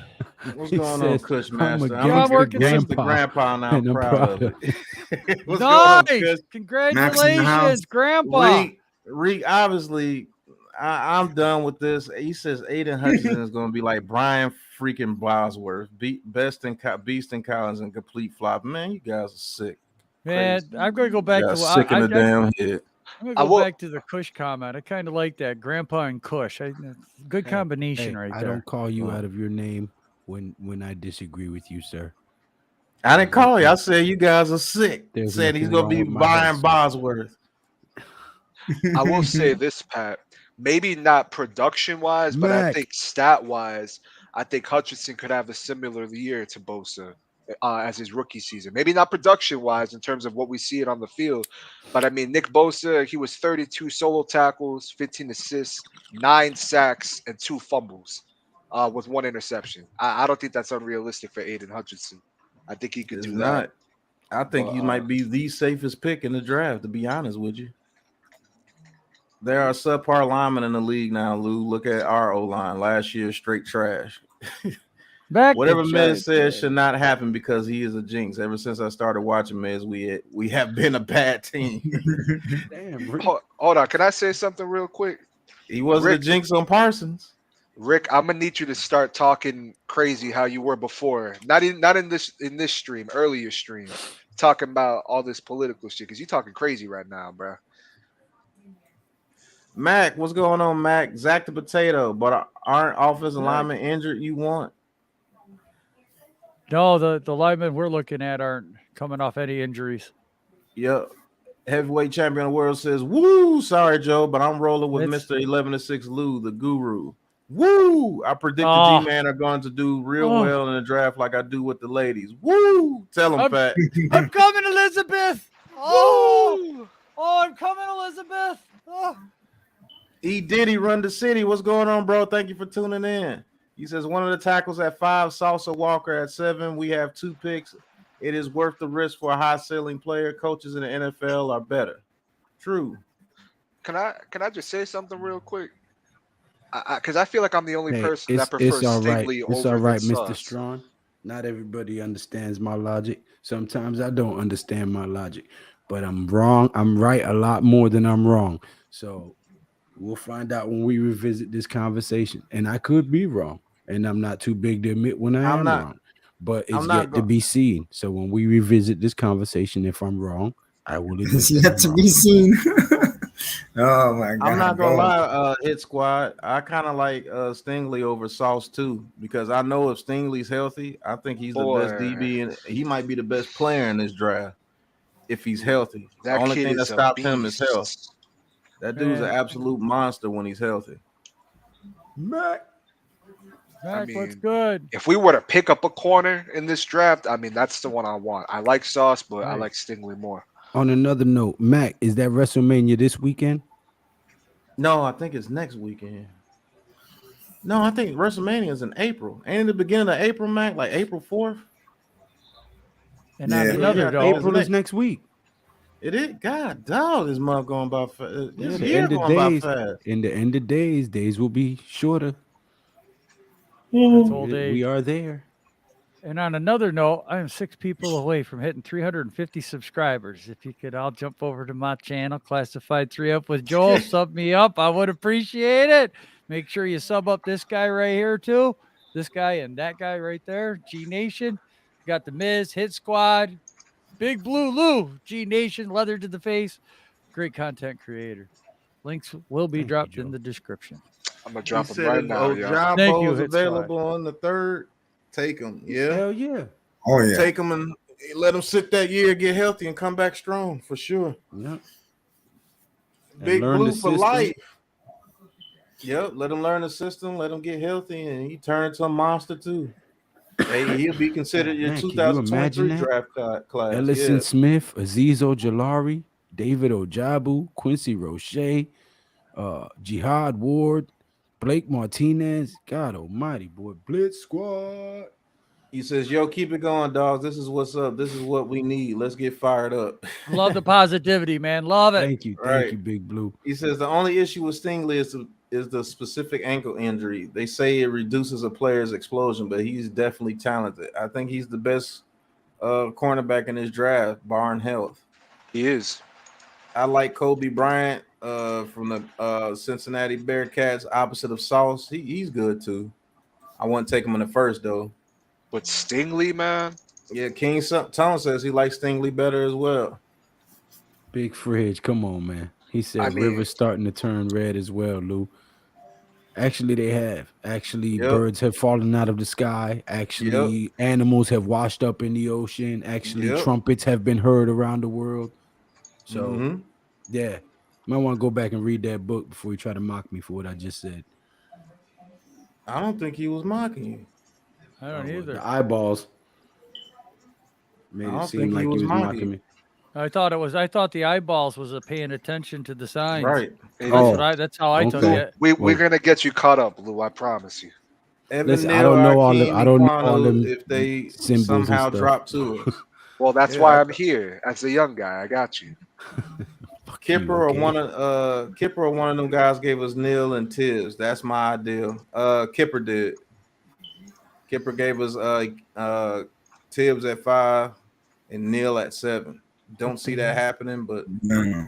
hey, Kuiper said, gave I us said a the long team. time ago to all y'all great old folks. All right, thank you, Jesus. Oh, he said he was watching the things I was saying. Okay, well, see, I don't understand what all these damn symbols mean. Just write regular stuff so I can read it, people, please. Yes. If Because you're I gonna don't- say LMAO, you gotta spell laughing my ass Yeah, off. I don't Right. So you do. can understand. I don't know Yeah, what listen, none of Frank that shit is a means. bad I'm from the injury. old school. Yeah, I well, good think luck. Reek just tries to go against the grain. He talking about I prefer man. Just don't try to spell out Dilligaff because that one might take a while. I didn't even know that was a word. Al Okay. B, Dil- he said, yeah. "Sup, fellas? The Chiefs just got some shiny new picks. Hopefully, a 3rd or 4th to give us for Bradbury." True. Dilligaff, does it look like I give up? I wanted to comment on that, Pat. Just that's my what Dilligaff- opinion. Kansas City won that trade today. Just my opinion. I could be wrong. Yeah, I they did. Kansas Yes, City they did. reloaded. They're gonna reload that team, and Okay, they're my gonna be a bad, Fridge. problem I didn't understand. for a Yeah, bunch he of was years. Type it out for saying he had his eyes open because you're telling the Yeah, truth. His eyes, pay people need to attention. open their eyes.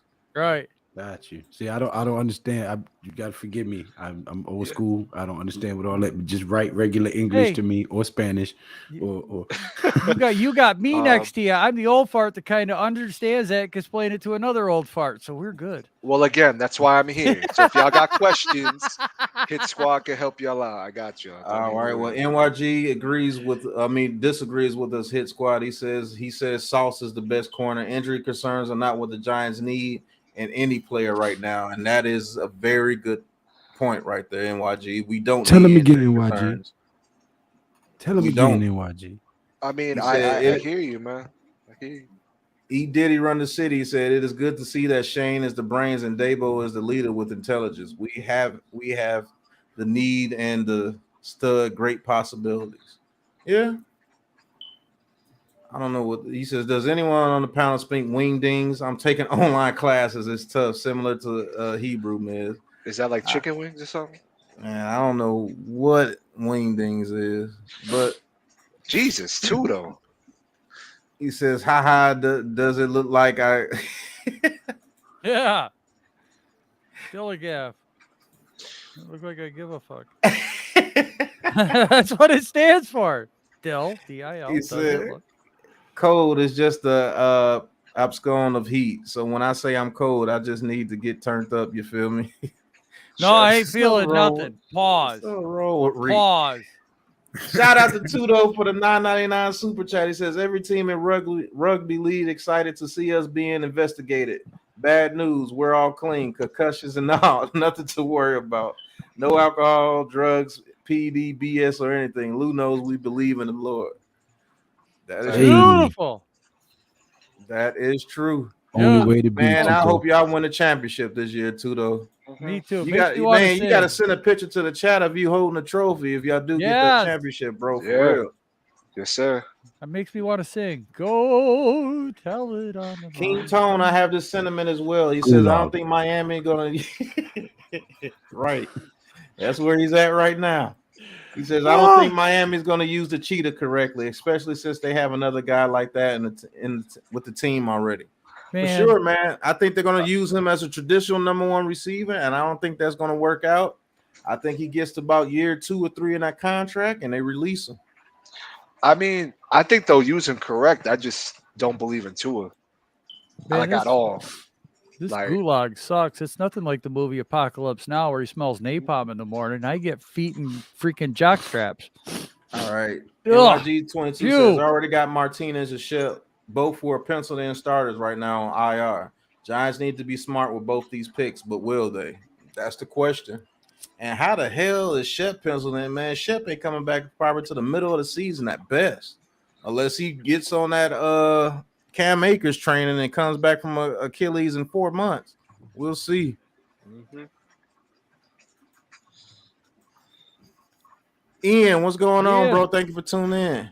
Yep. McDaniels is a mad scientist. Watch the Dolphins change fortune. McDaniels is with the Raiders. E. Diddy run the city. My God, Rick. Oh, my goodness. I'm sorry. No, I think he's talking about Mike McDaniel. That's the head coach for the Dolphins. Yeah, but Rick, oh, my God, where did this come from? I don't know, man. Agreed, Tone. Go back to that one, please. Yes. I'm gonna start a channel called Rolling with Rick, and me and Lou are just gonna do tabs of acid and talk about economic policy and dog breeds. I'll take some quantitative easing with the Australian Shep. Hey, yo, someone check on Rick, man. Whose man is this? He said, agreed, Tone. Space going to be tight when Tua can't send them vertical. Yes, he does not have the same arm as a Patrick Mahomes, and he can't create like Patrick Mahomes, unfortunately. So we have to see. I'll tell you what, though. He said, Reek, I'll sub right now. Shout out to Foreign Scarface in the chat. He said, what's good, guys? You guys, I'm on fire, are popping. Say hello to my little friend. Foreign Scarface, thank you for being here, bro. Please hit that subscribe button to the Big Blue Krew. I think he has already. And 3F Classified. Thank you. And the 2 Damn, Rick, I love it, man. Rick must have said my name about 35 times tonight. Right. King Tone, I agree. I think Hill will bust in Miami. I think he will, man. Right. Shep could have the type of injury Tyreek Cohen had. He's been out for 2 years. Yeah, he has. And if he's out next year, he's gone. Yeah. I mean, I'll be honest. I don't see Riggs really playing this year. I'm gonna just say I don't see him playing this year. Oh, That's what I Mike heard. McDaniels. That is his last name. My bad. Yeah. Whoever said that earlier, Mike McDaniels. I forgot his last name, McDaniels too. He is Kyle's right hand, and he runs their run game. Yeah, the run game, but that doesn't have nothing to do with Tyreek Hill. And I if, think they use him Tua correct. can't get that, if that Tua can't get the ball to him, that's gonna piss him off coming from where he's coming from. So I hope the money is worth it if they start losing, because that AFC is, man. I'll tell He you said what. his I bet Miz. they. Oh You yeah. might, continue, maybe Mike. don't. You might. Yeah. Whatever. He said, I bet all the hair on your head that I could do more push-ups than you, family. Damn. Oh, Big Yes. Blue and that NYG 22. Shout out to the 52 people watching. Can we get them Right. likes up? We only got 37 likes with 52 people Oh, watching. man, Don't do you're Pat doing like me that. Come on, dirty. Yeah. man. You're doing me dirty. don't do me Somebody like hit that like button for me. I don't think Reek needs anybody to supply him with anything. He has enough by Right. himself. Wherever he gets what he gets is good. I tell you, you might want to start Man, buying from him. You're right. Whoever's his plug is a happy man. A very happy man. Well, I want to leave the subject here. I'm going to go take a smoke break and I'll be right back. But the subject I want to leave with you guys is Equanu and Cross. If they're both there at 5, question is, do you think the Giants take Cross over Equanu? You can't leave. Think Pat. about it for a second before you I agree. answer. Hold up. You got to get to this super chat. Yeah, Tudo that's- just sent. Yeah, you can't Oh, leave Lord. yet. Yes, Shout out Tudo. to Tudo for the $4.99 super chat. He says, we received the second Proverbs from Big Lou this morning. Sheer will and determination in the heart of a lion. Our team calls him the Prophet Lou. Well, I don't know if he'll take the Prophet Thank Lou, you. but he I'm not a does say prophet some part, very, but, very good things, and he is very knowledgeable. He doesn't know what he's talking about Aidan Hutchinson, but when it comes to a lot of things, Yep. Lou's your guy. But I don't mean- talk to him about edge rushers coming out of college for sure. Right. In Lou's defense, geniuses are usually scrutinized at first. People be Right. thinking they're They crazy. never respect us until about 50 years after we dead and everything we said came true. And then they like, oh my goodness. So yeah, I get it. But while I go take a break, guys, the panel, if the Giants are at 5 and Equanu and Cross are there, coming off the fact that they went to Cross's combine and they worked with him exclusively, and they feel that he's the best pass blocker in the draft, and they love him. Well, I've heard they love Equanu as well. If they have to choose between the two, who would they choose? Y'all mind Go, if and I I'll be right back. answer this first? Because after this one, I gotta hop off. But I really want Sure. to just dive into this. What comment were you last on so I can keep the chat going? the super chat with Tudo. Okay. I'll be honest with you. I would take Cross if he's the best pass blocker in this draft.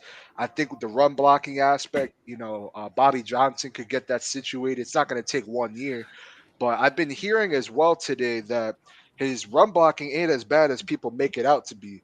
But I think that if you can have a solid pass blocker on the other side with Andrew Thomas, I'm telling you, man, you can't pass up on Cross. But I wouldn't be upset if they went Equanu. But I honestly at this point see Cross being that pick. I'm gonna just be real with you. Right. Well, here's my take on it. Okay, they might be evaluating both these guys the same way. We don't know it.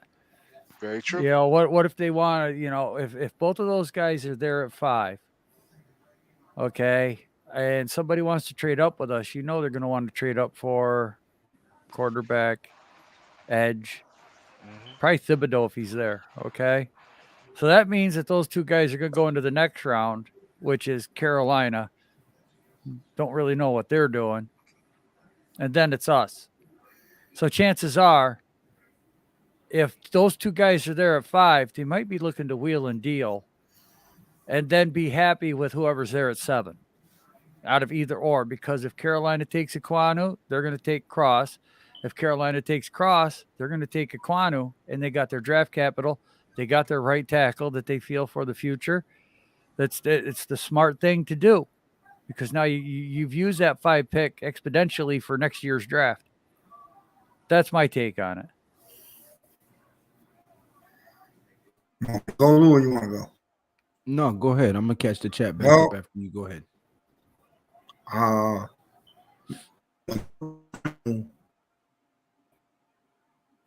The bigger physical look to people's eyes. So basically, he's the guy people right away desire. But I'll be honest, I think the Giants really do love this kid Cross, and so Cross has kind of been flying under the radar of the three, and I think they're hoping it stays that way. I believe the Giants are going to draft Cross. Don't get me wrong. I like 5 Cross. or 7 or one of those. Sorry, Don't get me wrong. I like Cross, but I think that Ekwonu and Kenyon Green are the better of the tackles because they've played all 3 positions. So I think they're more versatile and they understand the scheme better because they've played the front line from different positions. But I don't knock Cross. Cross is very good, and he is the best pass blocker in the tackle class. So you got to give him his props. So even if we did draft him, I wouldn't be mad. If we got Cross and couldn't get Ekwonu, I wouldn't flip shit. But yeah, E Diddy Run the City says Mike McDaniel has ran education conferences for coaches. He is a special mind like McVay. They all stem from the Mike Shanahan system, where Kyle Shanahan got it from his father. Nimmer says, Pat, hit the like button again. Like and subscribe if you haven't already. Stephen Bloom says, Trevor Penning. Rick says, Lou, we'll have a good time. We can learn some horticulture together. I'm big into growing my own food. I like squashes, and you can't go wrong with zucchini and cucumbers. No, you can't. I like to grow my own shit, too. Foreign Scarface says, imagine if Miami draft a quarterback. King Tony, honestly thinking about what the Giants want to do. I think the Giants taking crossover Ekwonu. Maybe. Frank Wader says Ekwonu. Jesus Martinez, Lou will be the prophet of Hutchinson doesn't do well in his rookie year. Nimmer says, I would take Ekwonu. Ian Brand says, how come a lot of Giants fans don't like Charles Cross? Ronnie Rivers, thank you for being back here. Welcome back. Says, hey, guys. Our Hey, Ronnie. NYG22 says, we have an excellent pass blocking tackle in Andrew Thomas. Pat's got a good point. If you have Cross and Thomas as the bookends, then your boy Jones should be able to be decent if he's worth anything. Well, that's what I was saying with Ekwonu and Thomas. But either way, same thing applies. Miz, I got to be honest. I'm sick and tired of our name, Giants. Why can't we be the Ments? Come on, man. Come on, Rick. You're a Meshuggah. He's a Meshuggah, Miz. Yeah, Rick's gone off the edge. Tim Strong, I typically agree with Lou, but he lost me on the Hutchinson comment. Well, I mean, listen, we're not going to agree on everything. I understand that. I'm not mad at you for disagreeing with me. I hope you're not mad at me. But if I turn out to be right, don't get mad when I make my I told you so video. And if I turn out to be wrong, I'm not too big to make my I was wrong video. And you can hold me to it if you like. Right. Frank Wader says Ian Ekwonu is more well-rounded. It's Akem, but I know they probably auto-corrected you. Joseph Clark says, hey, what's going on, Joseph? Big Fridge. Sam Darnold has final last chance this year. Joseph Clark, I don't think Cross is much of a reach at 5 or 7. I'd be fine with him. Yeah. We'll end up with Cross, betcha, says Ronnie. Either way, I'm a happy camper, says King Tone. Thank you, brother. Rick, Lou, which draft prospect has the best name? How the hell am I supposed to know that? I would still lean Akem, though. I think the upside of Akem is too much to pass. I think Akem won't be there anyway, so Cross is going to be the pick. Possibly. Maybe. I'd love Equanu and Zion Johnson somehow. Nasty run blockers. Yes. I'm not going to lie. The first 3 rounds have good depth of offensive linemen, so I'm not worried. Big Blue in the Bronx says, you. Joseph Clark, I like Cross, but I love nasty old linemen like Equanu, Zion Johnson, and Penning. I'm on that train with you, Joseph Clark. King Tone says, welcome back, Ronnie. Rick says, Miz on the edge like Aidan Hutchinson. I'd be okay with Cross. He's grown on me, but he's going to have to fall, and we'll have to go At 5. At 5. My question is, how bad is Cross run blocking? It's not that bad. No. Going to have to get coached up a little bit, though. King Tone says, right, Lou. Big Fridge says, don't argue. Just wait, Lou. Right. That's all. The beautiful Miss Ronnie Rivers. What's going on? What's going on, Jay? What's going on, fellas? All right. Hey. We have Stephen Bloom, 1108. Shout out to Marquise X. He says Giants are picking Neal at 5th and trading down to the 7th and picking Jermaine or Linderbaum. Shout out to Marquise X. Hit that like and subscribe button for all of us. Hey, listen, I won't be mad at that, Marquise X. I will not be mad. Hey, y'all, just to backtrack a little bit. I was on the road when y'all was having the whole debate about Aidan Hutchinson, and at first, I was like, "This motherfucker crazy, yo. This dude's crazy." But the more I was listening, I was like, "He's making good fucking." Well, I mean, I get it, but they are in college, so he's not going against top linemen, and I mean, he is getting a lot of hot. At first, I was like, "What?" And then, I mean, this motherfucker dragged me over, man. He pulled me over. Well, hold that thought, Jay. Shout out to Tudo for another $4.99 super chat. Yeah, he said, Tudo. with God's will, if we've survived this season with any accomplishments, hopefully our team owners recognize Lou being with us all the way for the last 2 years. Yeah, we've been with you, Tudo. Man, I hope you guys get that championship for real. I know. I want to see that trophy. Me too. But yeah, I'm driving down the road, man. I'm like, what? This dude? I'm looking crazy driving down the road. and then I was like, I gotta hop on here. But if y'all don't mind, can I give my 2 picks that I would pick? Because I mean, my second one, of course, I'll go on the lineman, but my second pick, I'm not going to go with Thibodeau because we've already discussed that. But ain't nobody talked about Devin Lloyd and, how key that would be for Wink Martindale's system, and how much we need an elite, linebacker that can drop into coverage and still blitz. Oh, I ain't forgot about him. That's who my pick would be. That would be a trade down scenario for a linebacker, though. Yeah. We'd have to be like 15 right in that area. Yeah. Well, I mean, shit, if we can get Linderbaum, then how come we couldn't get Devin Lloyd? Because our biggest need on this team is O-line. Our biggest need is not linebacker. So it wouldn't be that much of a reach to do it at offensive line. But to do it for the linebacker position would be a hell of a reach considering. Well, I mean, shit, we need somebody to cover these tight ends and they can still blitz and they can still, because, I mean, what other linebackers did that for us last year? You hit them with that good 5-yard bump and rush. Soon as they break off for their route, you knock them on their motherfucking ass. But yeah, but that's what I'm saying. Once Martinez went down last year, our defense, especially our linebackers, fell apart. So, I mean, what do we really have there right now? We got bodies, yeah, but we don't have elite talent. We have Jihad Ward. We have Quincy Roche. We have Blake Martinez. We have Carter Coughlin coming back. We have O'Shane Zimenez, bitch ass, coming back for some reason. Don't even dare. He ain't did shit. But we still have Cam. We still have Cam Brown and Trent Harris. Ain't none of those dudes Devin. I know.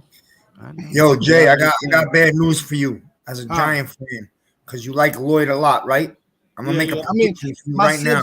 My substitute for Thibs would be Lloyd. My if I couldn't get Thibodeau, then I would get Devin Lloyd as far as defense. All right. Lloyd's going to be an Eagle at 15. You could write that down. All right, hey, I wouldn't, hopefully got somebody to block him or a tight end that could, get some passes over his ass. I look forward to it. Or we can get Sauce, But I mean, with Bradbury coming back, I don't think they would do that unless he's not coming back. But yet to be seen.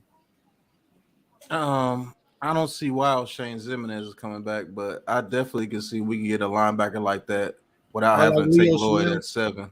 Yeah, we're not at 7. You can get Harris or Troy Anderson a second, and a guy that nobody's talking about from Georgia, Channing Tindall. You said to him last night. No. That dude is fast as I don't know what, and he has instincts out of this world. I think that dude's going to be. Yeah, I think he's better than Quay. Yeah, Barno is very good as well, but I think Tindall is going to be a very underrated pick. And if we could sneak him in the 4th round, that would be excellent because I think he would be the perfect linebacker on the side of Blake Martinez. And who knows? Tay Crowder might get better under new coaching. Who knows? Carter Coughlin might have a breakout year at middle linebacker.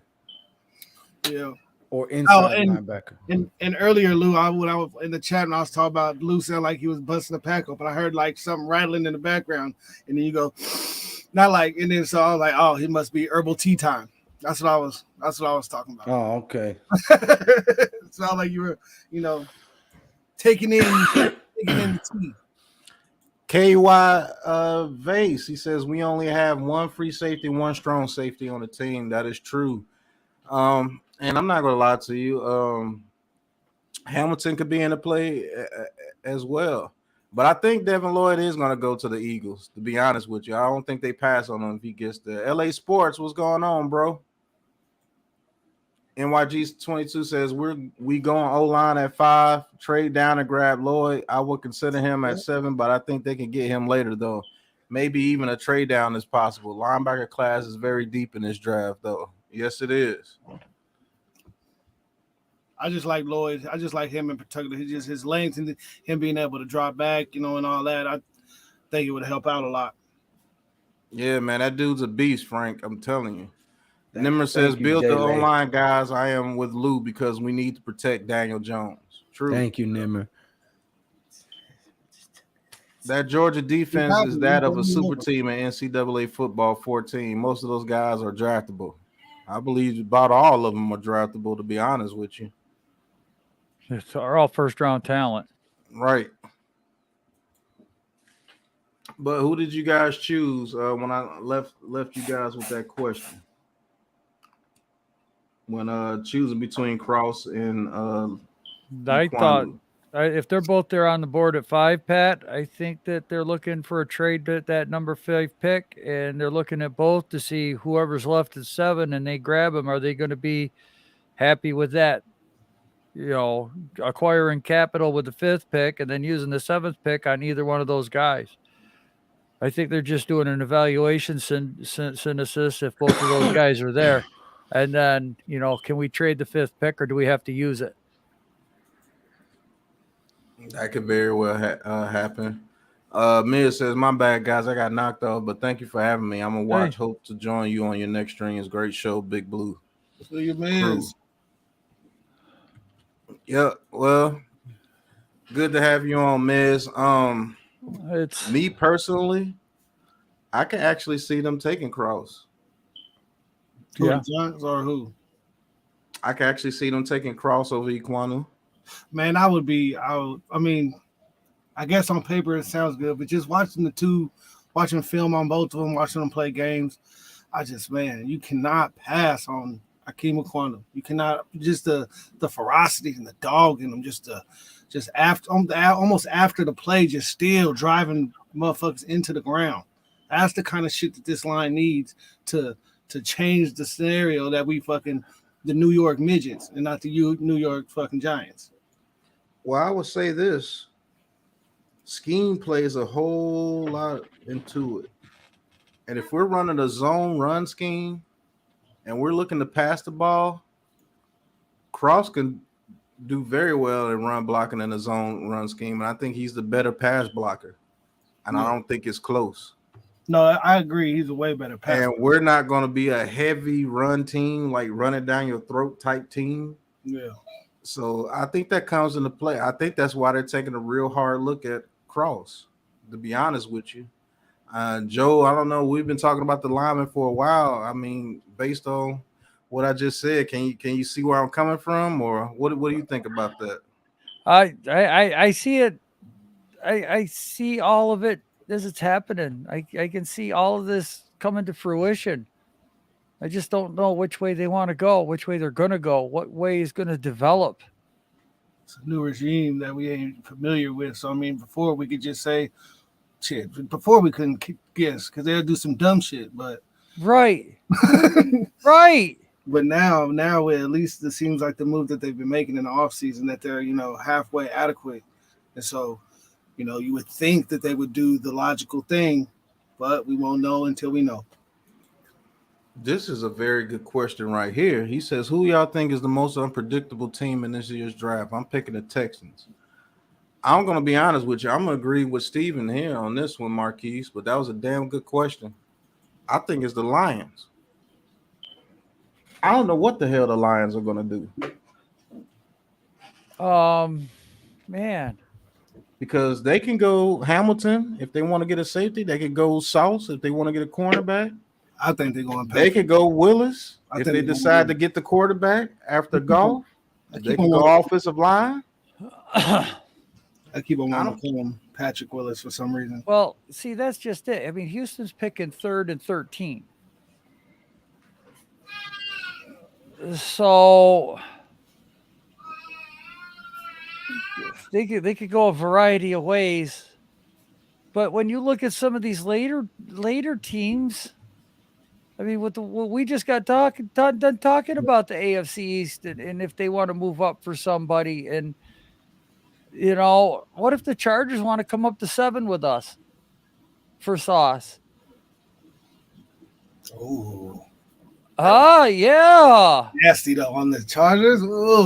But the question was, who's the most unpredictable? Would that be unpredictable?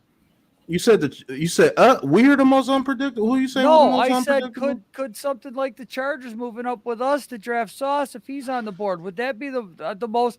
Where are you going to look at the most unpredictable team in the draft? Do you want it within the first 5 picks, the first 10, or the whole draft? Yeah, that's true. That's what I'm looking at. I mean, if I'm looking at unpredictability, will Pittsburgh make a move for a quarterback? Is that predictable? Unpredictable? He's saying the most unpredictable team, though. Like, you don't know what they're going to do. Oh, okay. Hold that thought, fellas. Shout out to Tudo for another $4.99 super chat. Damn. He says, Moron Mara been screwing up New York Giants for decades, making bad decisions every offseason. Same old story. He always hyped before season and sorry, apologies after. But the question was the most unpredictable team. Well, that's just it. Would the Chargers be the most unpredictable if they come up with us to 7? I don't think that's unpredictable, Joe. Because if they trade, you could. I guess if they trade up for Sauce Gardner, not a quarter, when you know it's not going to be a quarterback, so that would be unpredictable to trade up for the Chargers. But just the team sitting where they're at. I think the Lions are the most unpredictable because you really don't know where they're going. Well, could you make a case for the Jets now with all these wide receivers and everything? Because we felt the Jets were going to go tackle for the longest time. Do they leave a tackle on the board because they're picking at 10? And they did just try to go after Tyreek Hill. Right. But they have 2 picks. I think with that number 4 pick, I think they may go lineman. But the number 10 pick, I think they go receiver, to be honest with you. But they're kind of unpredictable too, because trying to get Tyreek Hill, man, I didn't see that coming from the Jets. Matt Ryan not being in Atlanta anymore, does that make him the most unpredictable? Would they move up with Houston? I don't know, man. That's how are you looking at the most unpredictable team? Because what's your Don't get backed up on the chat. Yeah. I'm just saying. Now look, I mean, the Raiders taking Cleveland Farrell, that was a very unpredictable move. The Jets moving up for Trubisky, giving up 3 seconds to go up one spot, was a very unpredictable move. So, I mean, what's gonna what trade is it that you're looking at? Is it a quarterback trade you think would be the most unpredictable? Is it a specialty player that would be the most unpredictable? So, look, at that 7, 8, 9, 10 range, the Jets are sitting there, and teams know the Jets, like Pat just said, probably want to draft a wide receiver at 10. Does somebody trade with us at 7? If Atlanta's not there anymore and that team's already traded down once, are they going to look at a second trade down for even more capital because the team wants a wide receiver over the Jets? Seattle's right there. They could take a wide receiver. Who's Atlanta's quarterback right now? Marcus Mariota. Well, shit, they can still go quarterback. Atlanta, that's what I said. Could Atlanta go up with Houston? I wonder who's gonna reach for Willis. I want to see who's gonna. Joseph, man, thanks for being here. Atlanta picks. Get back to the chat, Pat. What Atlanta picks at what? 8 right now. 8. Okay. NYG says New York City teams are scared of the media, so it won't be the Jets or Giants. So Atlanta might be. Yeah, somebody made a good point here too. NYG says I think the Eagles is a team to watch for. They are all the only ones that have 3 picks, so right, it is true. It is. All right, Joe Clark, thank you for tuning in, bro. Have a good one, bro. He says, bro, you thinking too hard. It's the Lions. I'm saying it's the Lions too, but I don't know. I can't give an answer. Big Boss Lou, who calling the fights this coming Saturday? Whose channel? It's always going to be on Lou's channel too, though. Lou does all the fights. So the Leather to the Face will be on Saturday. Wait a minute. Shout out to J-Dub in the chat. Too. Hit that like and subscribe button. Steelers will probably trade up to 5 to take Malik Willis. Mike Tomlin and Kevin Colbert love Willis. I hope they do. He said Mike Tomlin was eating wings with Malik Willis a few days ago. J-Dub. Well, that's good. Man, thank you for tuning in, J-Dub. Hit that like and subscribe button for everybody on this panel. Thank you for tuning in, and you make a good point, too. Yeah, look. That would be crazy. Marcus Mariota is their quarterback. Atlanta will draft a quarterback. We'll see. Frank says Eagles are not going to draft 3 players in the first round. They are in good position to get more draft capital. They are, if they're smart. If y'all had to bet right now, what would y'all think the picks are if we stay at 5 and 7? It just depends on who's there, but I think Cross. If Iquanu and Neal are gone, I think it's going to be Cross and maybe Sauce at 7. Who knows? Cross and Sauce. Right. But what were you going to say, Joe? No, I just agreeing with you guys, man. This is some good shit, huh? I can't answer the question, though, as to who's going to be the most wild team. That's why I do the mockumentaries on Monday night, and, it's still hit that subscribe button for G Nation, J Dub, and for Classified 3F, and for your boy Big Pat Sports Talk. I would say for him, but he don't have a channel. This guy, I'm down here. Yeah, I don't have a channel. Hey, right now there's just a lot of swagging going on. Stupid wild ass guessing. So that's what it's coming down to. Okay. Hey, come on now. You don't like my saying? You're missing another G though. Swag is with 2 G's. Come on, Lou. Let him make it, man. Let him. All right. Spell it how you want to, sir. I'm sorry. He's just going to do away with the whole English language. Okay. All right. Stephen Bloom brings up something that's pretty good. I hope he was, Carl. I hope Shane was Iron Garrett Wilson today, man. That dude's amazing. Stupid ass guessing. Stephen Bloom says Sauce or Hamilton. If we have to take between Sauce and Hamilton at 7, who would you go, Joe? Sauce or Hamilton? And before you do that, thank you, J-Dub. Thank you. Who would you take, Sauce Gardner or Hamilton, if you had to choose between the two? I'm going to take the corner. I'm going with Sauce. I think he's more important right now. I think that would fit more Wink's scheme.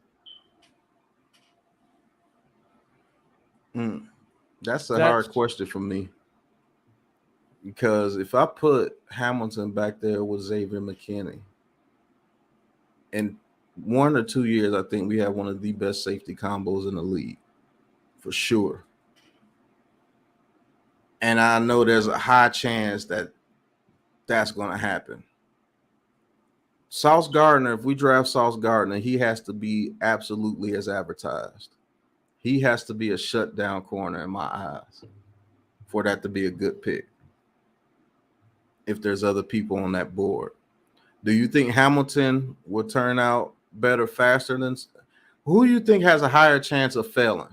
That's the question I got to you, Joel, on that question. Who do you think has a higher chance of failing? Listen, I'm always going to go with the corner Aidan in that Hutchinson. question. Lou. Between Sauce Gardner and Kyle Hamilton, who do you think will fail? I said the corner's going to fail. The corner's going to have a harder job than the safety. The corner's always going to have more pressure on him. Good look at Jeff Okuda.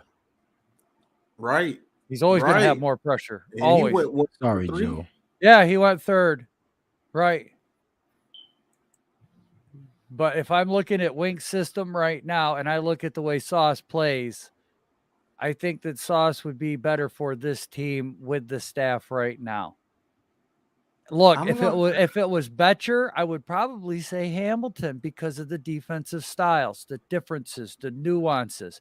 Because if you look at Xavier McKinney on that defense with Betcher, or not Betcher, Patrick Graham, you look at McKinney on that Graham defense, okay, he's a damn good player. And I think with him and Hamilton, they would be damn good players. Right. On a bend, don't break scheme that what Graham was running, I'm taking Hamilton. But because we all know Wink Martindale is a little bit more aggressive, I think one premier safety is what fits the bill. But he's got to have corners, and he's got to have depth at that corner position so that he can sub guys out and keep that pressure on. So I think he wants to multi-roll with cornerbacks, because if he wants to rotate a scheme one way where it goes into a zone, he's going to have a cornerback that's really good at doing zone. And then when he wants to roll that defense a different way and bring the blitz from a corner, when you got somebody like Sauce Gardner that can get there and make a sure tackle, that's the key to it. Because when you and me broke down Wink's defense, that was the key. Sure tackling. They don't make tackles, it turns to touchdowns. So when you're looking at the scheme, the fit, and the players you have on the roster, that's why I'm having a hard time. And I'm wondering if we do have the right secondary on this team to do what he wants to do. It's not just about the players. We got talent. I've never said we haven't had talent back there. But when you talent, you got to have fit. And if that fit's not right, we can see how it not work in anybody's system. Okay. Me, myself, personally, I think I go Hamilton because I think that's the safer choice right there. And we can't afford to miss. Oh? But I understand where you're coming from, too. And that's a damn good point, too. NYG says, I think Willis will be great in Pittsburgh. They would embrace him there. They got the bridge and Mitch. So Pittsburgh at like 20, right? That's a huge drop for the Giants. Would you do it? Depends on what we're getting from Pittsburgh. If we're getting a huge overhaul, yeah. Because I could probably still get Zion Johnson or Linderbaum at 20. And I still got the number 7 pick. Yeah, because that would swap picks. You get a first next year, probably a second this year, a first the following year, then maybe a 4th, 5th. You get a lot of picks from 20 to 5, 20 to 7. Frank says, Pat, choice between Sauce and Wilson at 7. Who you taking? I'm taking Wilson all day. But most of you guys will go Sauce. Sauce will have the higher chance to fail for sure. If my only options was between cornerback and receiver and it was them two guys, yeah, Wilson all day. Mm-hmm. Heard once someone compared Sauce to Sherman, more zone. Thought he was more man. Right. I mean, it's I don't know. It's just whoever's take you're listening to at the time. He says you're gonna have to pay both safeties too. That's a lot of capital in a position that's not high value. So I would take Hamilton at 5 or 7. So I wouldn't take Hamilton at 5 or 7. I mean, shit, you're gonna have to pay Sauce, and the cornerback makes more than the safety. But I understand where you're coming from. You don't want to pay 2 safeties, so I truly understand that. Well, I would look at it this way, because now I got Sauce Gardner in the draft. Okay, so now I'm going to pay him. Torrey Jackson's not coming back. So let's say Adorie's here for 2 years, and the second year I drafted another corner and grooming him. I got him coming along. Sauce, I can either pay him or just keep grooming safeties. That's how the team develops. That's how you get your depth. All right. Yeah, so that's beast. what Shane wants to get to. We can't do that right now. So you can actually get away drafting good corners every 2-3 years and only beast, get paid J-Dub. one. Yeah, J-W says, how do y'all feel about Jermaine Johnson? I was watching film on him, and was super impressed. Yeah, that dude's a beast. You coach him up, he could turn into an absolute monster in the league for sure. Tudo, he said. Now here's my thing. I think he's going to end up having a better career than Aidan Hutchinson. All right. Tudo says, I don't have any channel either, but people keep subscribing, and I keep on deleting them every week. We ain't here for publicity, just listening to you guys. That's all. Okay, Hey! Yeah. I ain't got no followers or nothing. I'm just here to give my opinion. I'm happy that they let me on. Not gonna lie, man. It's kind of north that we got that kind of backing where people are going and following Tudo. Hey, all right. I'm gonna pound myself on the chest a little bit. All right. Steven says, good point. NYG roster construction is an MFer. It is. He says, let it be clear. Hamilton is going to be really good, but just not for the Giants. Sounds like somebody says that about another player here on this panel too. But hey.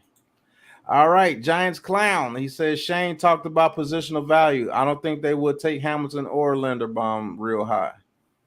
That could be the case. He says if we go corner, I want Stingley. Yeah, but that injury history scares me. We cannot afford another injury-riddled player right now. Man. Keep injuries away from him. Those Alabama wideouts were running past Stingley like he wasn't there. No thanks. I think he's overrated. Yeah, I'm not. That dude's healthy, man. I promise you. That dude's probably the best corner in this draft. Yeah, Give me Wilson over Sauce also. Yeah. Stingley is risky. Like that Giants clown said. Plus the injury history, availability is the best ability. Exactly, J-Dub. Been saying that for a long time. That's why I do real well with the ladies. Woo! He says, I'd rather take my cornerback in a later round because it's much of a risk at that position. I think Kyer Elam can come in and do the same thing Sauce does, to be honest with you. But Sauce is like a unicorn type DB. He's 6'3", 6'4", runs a 4.41, 4.3. Yeah, something like that. So 4.3. Steven was laughing at the comment I made earlier. I mean, I'm just saying. We did say Malik Willis may be good, just not for the Giants. And then he turns around and says that about Hamilton. But we got it. He says, I would rather re-sign Love and just stop. Love is already on the team, NYG. And just stock mid-round talents in the drafts. They can get by with that for now. That's true. Julian Love went to Tampa No, Julian Love is with us. Oh, is he still? I thought. Yeah, you're talking about Logan Ryan. He went to Tampa Ryan, Bay. but I thought Love was on his. Love is with us. Yeah, this is last year. This is his last shit year. like that, man. Crazy. He says, "Yeah, I hear you. The injuries are a problem." I'm like, how the hell did I miss that? Right. All this shit every day. I don't know how that got passed. All right. Steven says, all this time back and forth about Tibbs, Icky, Neal, and Sauce, and we about to end up with Cross and Wilson and be happy as hell about it. Yeah, I would too. Prince Sincere. Welcome back, bro. He says at 5 O lineman, at 7 trade back or edge. I can get with that. Samuel, what's going on? He says Giants trading for Baker Mayfield. Hell no. No. Fuck no. Hell to the no. Right. I'd rather have Malik I'm Willis. gonna go hit him with a truck so he can't. I'd rather have Malik Willis than Baker Mayfield. Shit.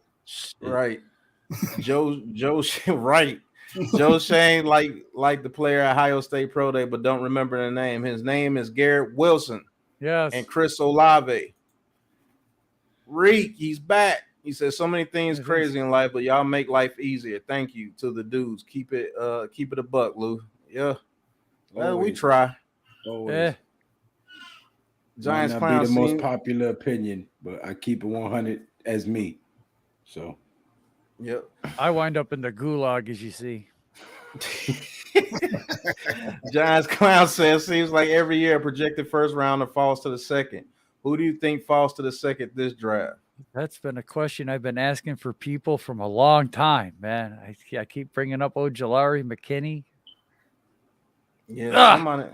What if it's Linderbaum? Shit. What if it is? What if it's Linderbaum? Devin Lloyd? What if it's Devin Lloyd?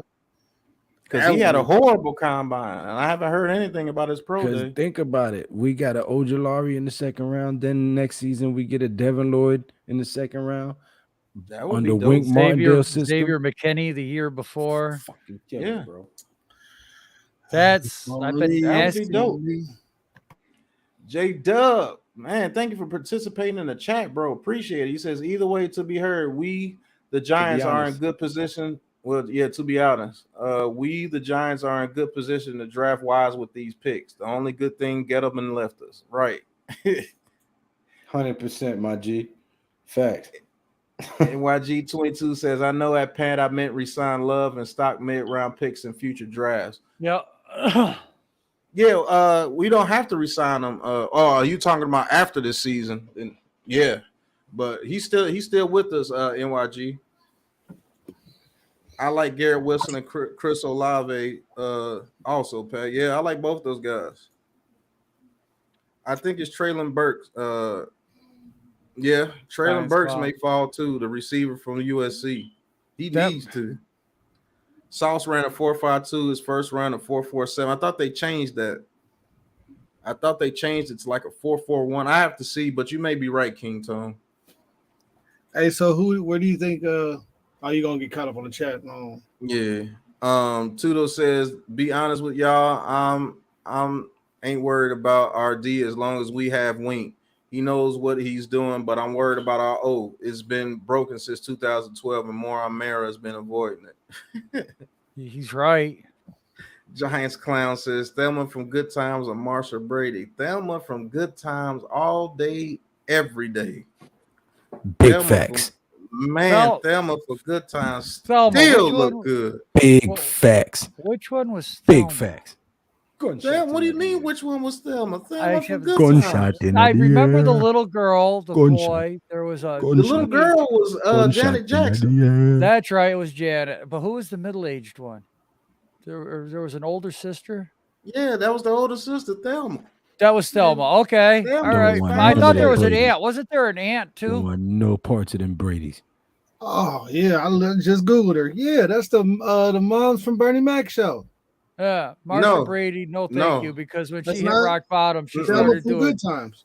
She started doing crack and selling her crack, and no, that's been used and abused. Pause, man. No, Come on, man. Pause, man. What? Hey, I'm trying to stay monetized, bro. Marsha Brady did. Yeah, she did. But what about sorry ass Marsha Brady? Hey, that question was an easy one, Thelma. End of story. I'm just saying. Stephen Blue said, Gulag. Right. Old Pat saw the Giants have shown interest in our boy Kolar. Right. They should.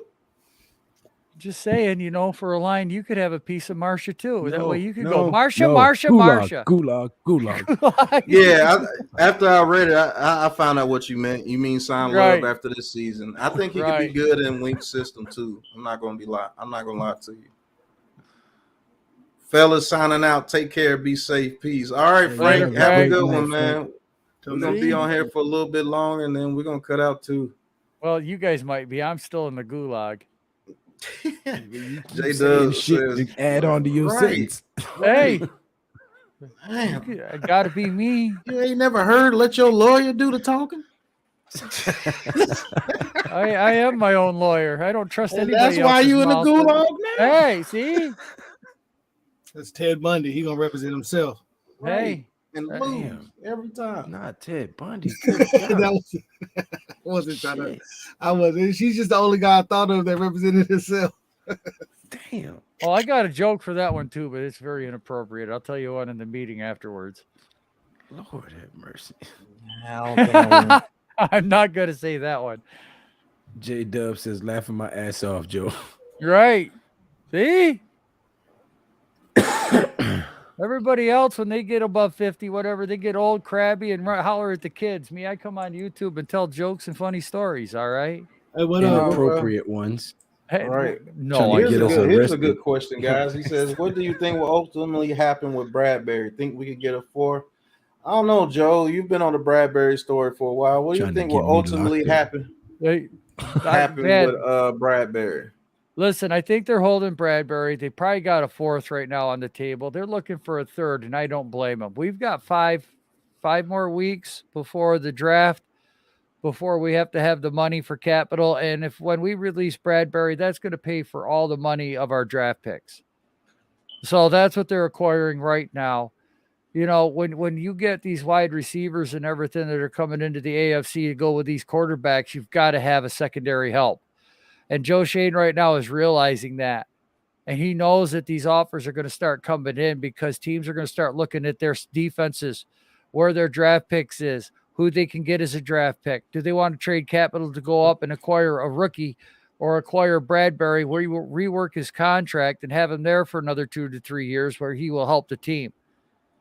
All right, defensive scheme is going to be a lot of it too. What defensive scheme is he going to fit in the best in that AFC as far as coverage? You know, has he lost a step? Does he still have a step? So Joe Shane's doing the smartest thing right now, not just getting rid of him to get rid of him so that they got that cap room. He's holding on to him. You know, it's like that guy that when you sell your car, he comes over, you want $8,500, but he offers you $5,000. But then he comes back the following week, $5,500. He comes back next week, $6,200. You know, then he comes back. Just you know he's going to come up to a price that you're going to like. But you're just going to have to sit on the car another 3 weeks and let him come back. And all of a sudden, hey, a deal. I'll take that. That's how he's doing it, man. Just look at a car salesman. Same scenario. That he's not getting fleeced. And when people start calling us, they're going to have to offer a good capital to even talk to him because he's setting his market right now. Not only are we setting the draft market, are we setting our trade market? Joe Shane's setting his line market for the next. If he's here for 20 years, teams are going to know they're going to have to come at him with something good in order for him to even think about it. They're not going to fleece him. He's a first-year GM, and they're trying to do that right now. And he's doing the best thing he can. Sit back, shut up, let him come to him. That's a good point. That's a very good point. It's his first time being an actual GM, so you know that the dudes that's been doing this for 20 plus are going to be headhunting for the new guys, fresh meat on the board. Yep. That's true. Another good question in the chat. He says, does anyone think it would be a good idea to trade back up into the latter portion of the first round for Linderbaum if he's there? I wouldn't be against it. I don't think we would have to trade back up for him if we trade down from 7. No, he's talking about take our second round pick if we get 2 linemen. Yeah. Or we go lineman we edge. use 5 and 7, and then Linderbaum drops to like 28. Right. Move from we 37 take our to second 28? and trade back into the first round. Right. I mean, yeah. If we got a Ken McQuanu and Zion Johnson, then move up and get Linderbaum. Right. Easy peasy. Or even move up and get a linebacker. But I don't see how Linderbaum would still be there and Zion Johnson would be gone. But I don't know. Yeah, I want Linderbaum and Naquanu. So yes.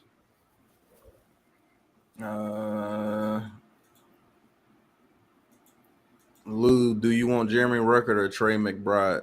Depending on how many linemen we get, give me Ruckert because he's a good blocker and he can catch. Yep. Oh, that's why you avoided that one. Okay. Yeah. Gulag. J. Doug says, could Bradbury get moved during the draft, or would he get traded before? I don't know. He could get traded on draft day as part of a trade to move up or down Right. as a package deal with a pick.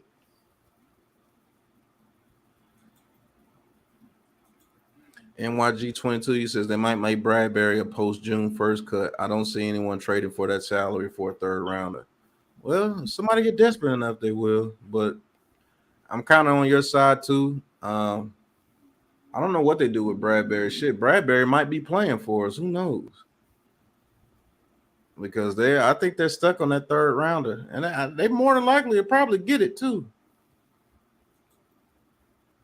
He's a business. He knows how to value talent. Yeah, true. Giants Clown says, I'm really in on Daniel Falele. Maybe he can be a Trent Brown type, same body type slash size. That kid has a lot to work on, Giants Clown. I'm not going to lie to you, man. And wasn't he the one that got ran over by Jermaine Johnson at the Senior Bowl? I think he was. Nimmer says, Lou, I was Jeremy Ruckert trained the whole time. Yeah, Jeremy Ruckert's a pretty good damn tight end. I'm not gonna lie to you. Ronnie, heavyweight champ, he says, woo! Can I get the best 3 realistic draft possibilities for 5 and 7 from each of you guys? And for the record, I do well with the ladies, and more so when I'm Joe's wingman. Woo! That's right. That's right, baby. Quantity over quality. I think so, Ronnie Rivers. I think Pat Graham does want them. So we'll see what the Raiders want to do. But let's start with Lou. The 3 best realistic draft possibilities. Okay, at 5 and 7. Realistically, I think Ekwonu or Cross could be there at 5. I think the Giants would elect to grab one of them 2 tackles at 5. At 7, I could see us possibly trading back. Actually, I could see us trading back that 5 pick from Malik Willis with the Steelers. So let me take that back. I can see us trading the 5 pick to the Steelers, who move up to get Malik Willis. And I can see us grabbing Charles Cross at 7. And then at 20, grabbing Linderbaum.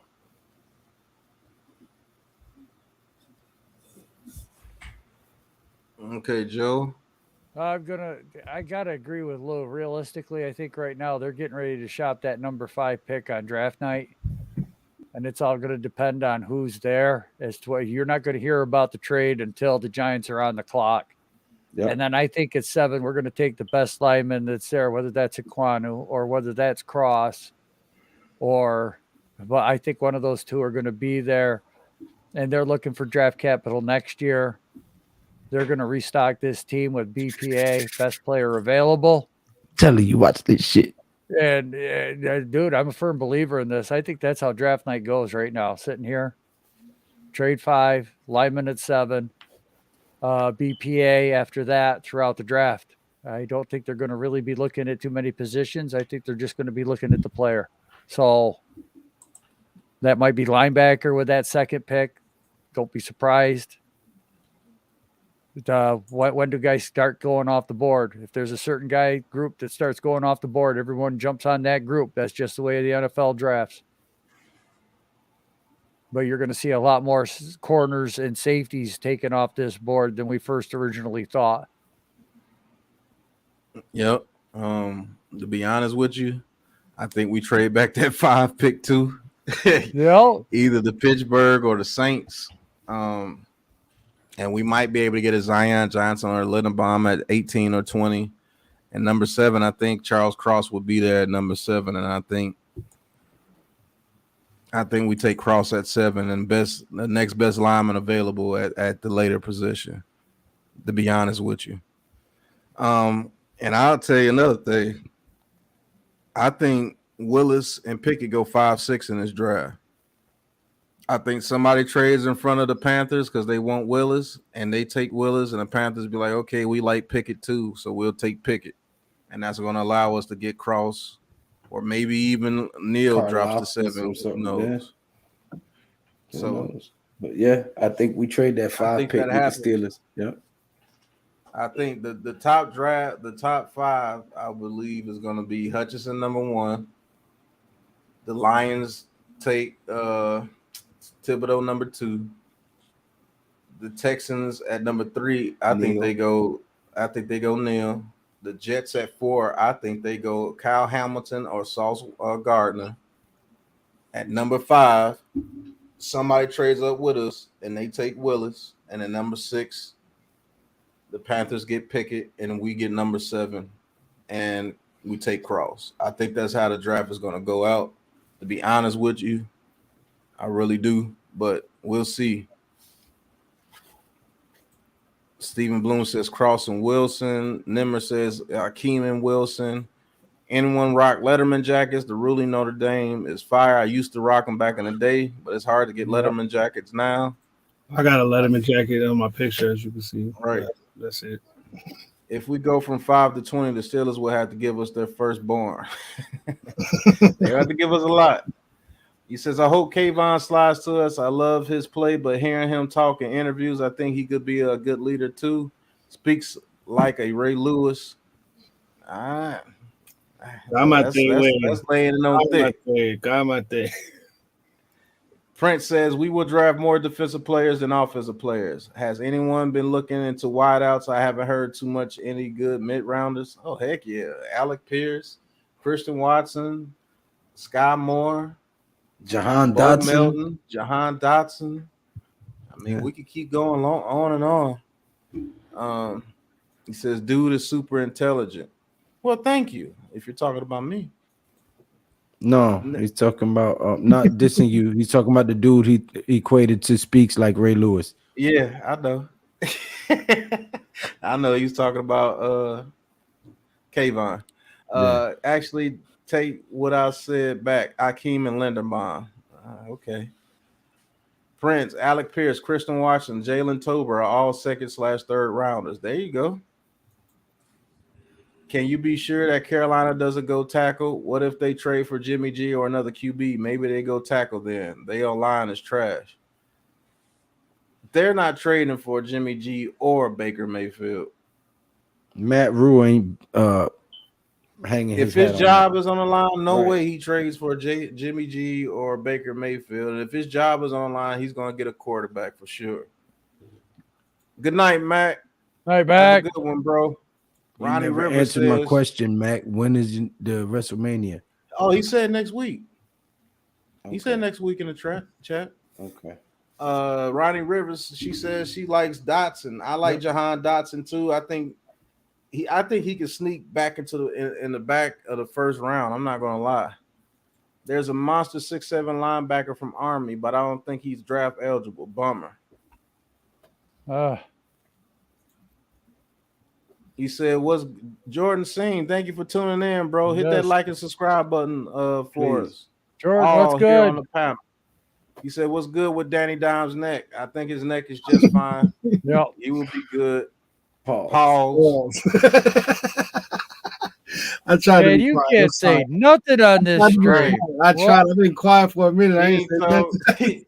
King Toe says, Kayvon, that same dude that said he chose Oregon because he'll be able to get a Nike job in the future, but he's super smart. No, man, don't do that to him, King Tone. That dude finna get millions of dollars. He's doing something right. He says, J-Dub, you smart too, Pat. All of y'all. Well, thank you, bro. He says, I like Dotson also. Coach Dante, what's going on?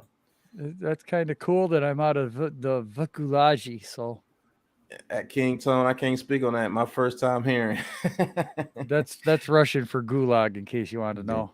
Mm-hmm. I like Dotson also, but thinks he's going in the first. I think he sneaks into the first two. Shoot, he might be a Packer. For all we know. Voculaji.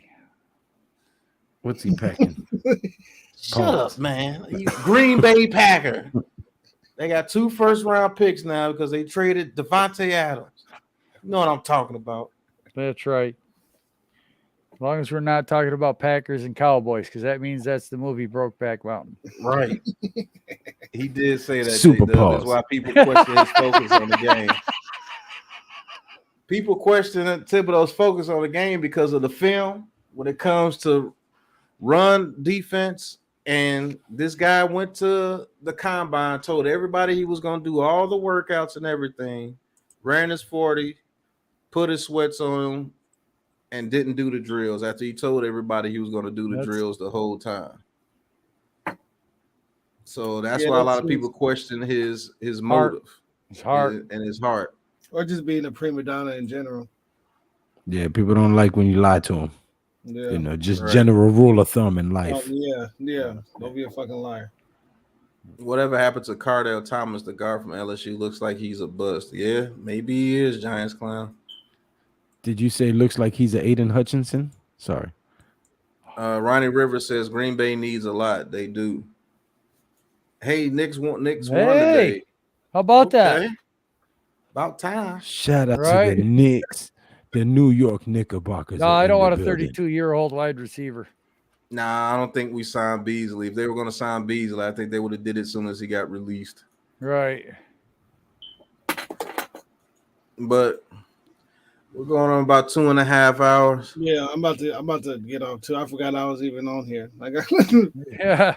All right, thanks y'all again. Good night. Like that, Hi, Jay. That you forgot I was listening to y'all. That's why I was quiet. I was listening, and then I forgot. I see my little thing in the mic pop up. Anyways, I'm high, motherfuckers. Good night. Good night. All right, Jay. Nah, man. Once again, y'all been great, man. Thanks for having me on. See y'all. Peace to the chat. Good night, y'all. All right, Jay. Have a good one, bro. Bong Rippers, you're the one.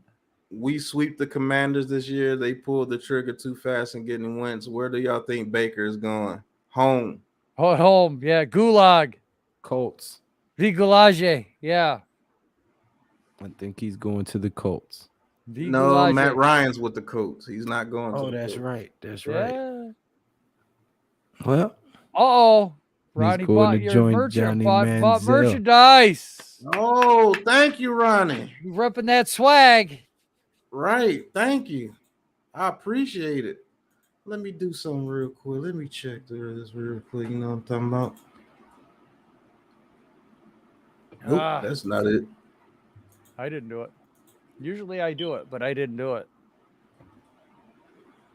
You're always doing something, Joe. There's a lot of truth to what you say.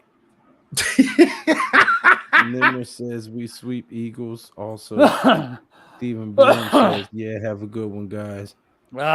King Tone Beasley is too damn old and slow. Emmanuel Sanders is old too, but he was a little bit of an upgrade over him.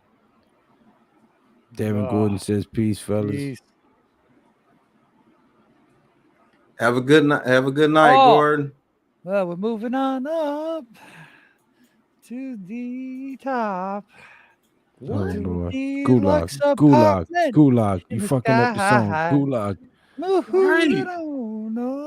What? The Giants to the east side.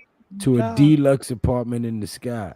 Yeah, that's what I said. You said to the top. You said moving up to the top. No. It's moving on up to the east side. There you go. Okay. Deluxe apartment in the sky. Lord. Moving on up to the top. Gulag. Wait a minute. I got y'all singing. Do you guys see how easy it is to manipulate this, guys? All right. That's the leadership that I have. That's the skill that I have. That's what I've acquired in 52 years. I can get these guys singing. He said, moving on up to the top. I ain't never heard that. To a deluxe apartment in the sky. Tim, he's high and he's drunk as shit. Okay. Woo-hoo! What time are you guys on? We start at 9:30 all the time, Ronnie. Yep. 9:30 Monday, Tuesday, Wednesday, Thursday, Friday, Saturday. We'll be doing a fight. Yep. Tomorrow's Big Blue Lounge. And then Sunday, fun day. Keyshawn Funches, thank you for being here. Please hit that subscribe button. He 12 says, o'clock. Man, Daniel Jones sucks. You all need to stop making excuses for this dude. He's going to suck again this year. But listen, ain't nobody making excuses for him. And if he does suck again this year, and we trade back properly with that number 5 pick, then we can go get a good quarterback next year.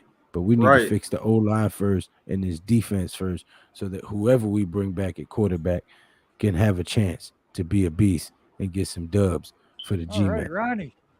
7 noon Sunday, we will be doing a live 7-hour mock draft. Right, and tomorrow I'll be live at 9:30.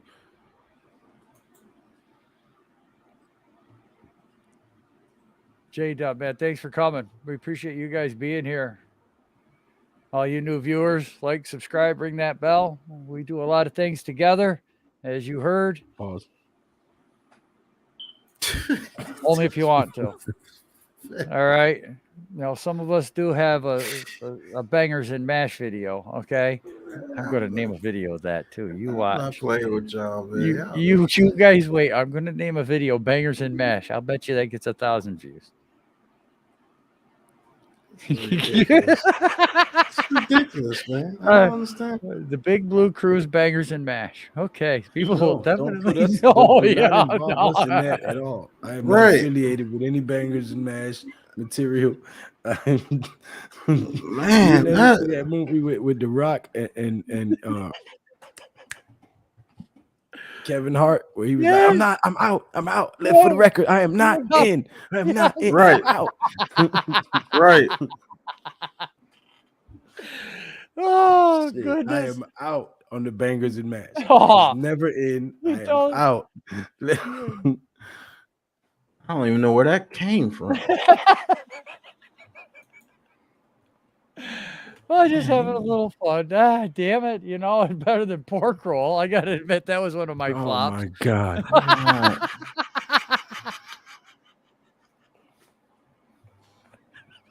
That name still bothers me. Gulag.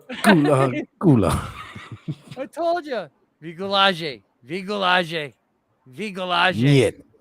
Vigolage. Niet.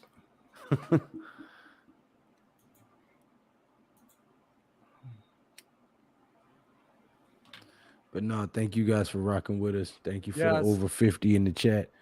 Thank you for all the comments, for all the super chats, all the support, and for always rocking with us. See you guys tomorrow night at 9:30 on G Nation Inside Sports for the Big Blue Lounge Thursday night edition. Yep. Thank you guys for tuning in. Thank you all. And Tune in Saturday night for Leather to the Face and Sunday for our 8-hour draft. 32 team complete NFL draft brought to you by the Big Blue Krew. Starting at 2 o'clock on Pat's. Oh. No, was it noon? 1 o'clock. 1 o'clock. We had to start at 1 o'clock on Pat's channel, which will be 1 o'clock, noon yes. his time.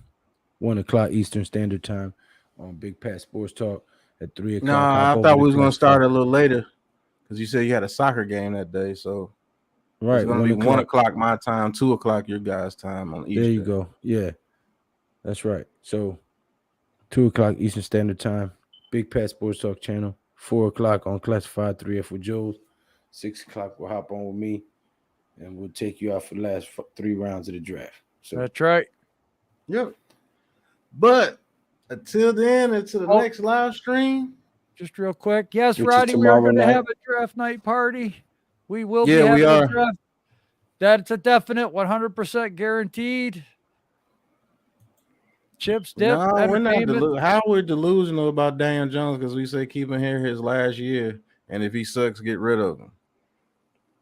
That's not delusional. Delusional saying we need to sign him to extension. You never heard that coming out of our mouths. We'll be looking like that LeBron James picture as your as your picture if we were saying Daniel Jones is the future. That's how we would be looking. Nobody as you see, we that. look normal. No stress. Nobody says that. Yeah. Just because we don't say cut him and get rid of him and throw him to the street right now doesn't mean we're delusional. That's actually the smart thing to do, to hold this guy for one more season to see if he pans out. And if he doesn't, you just let him go. No risk, high reward. That's very smart. But in you guys' case, you want him gone right now for what? If we get rid of him right now, we lose money. Doesn't make sense.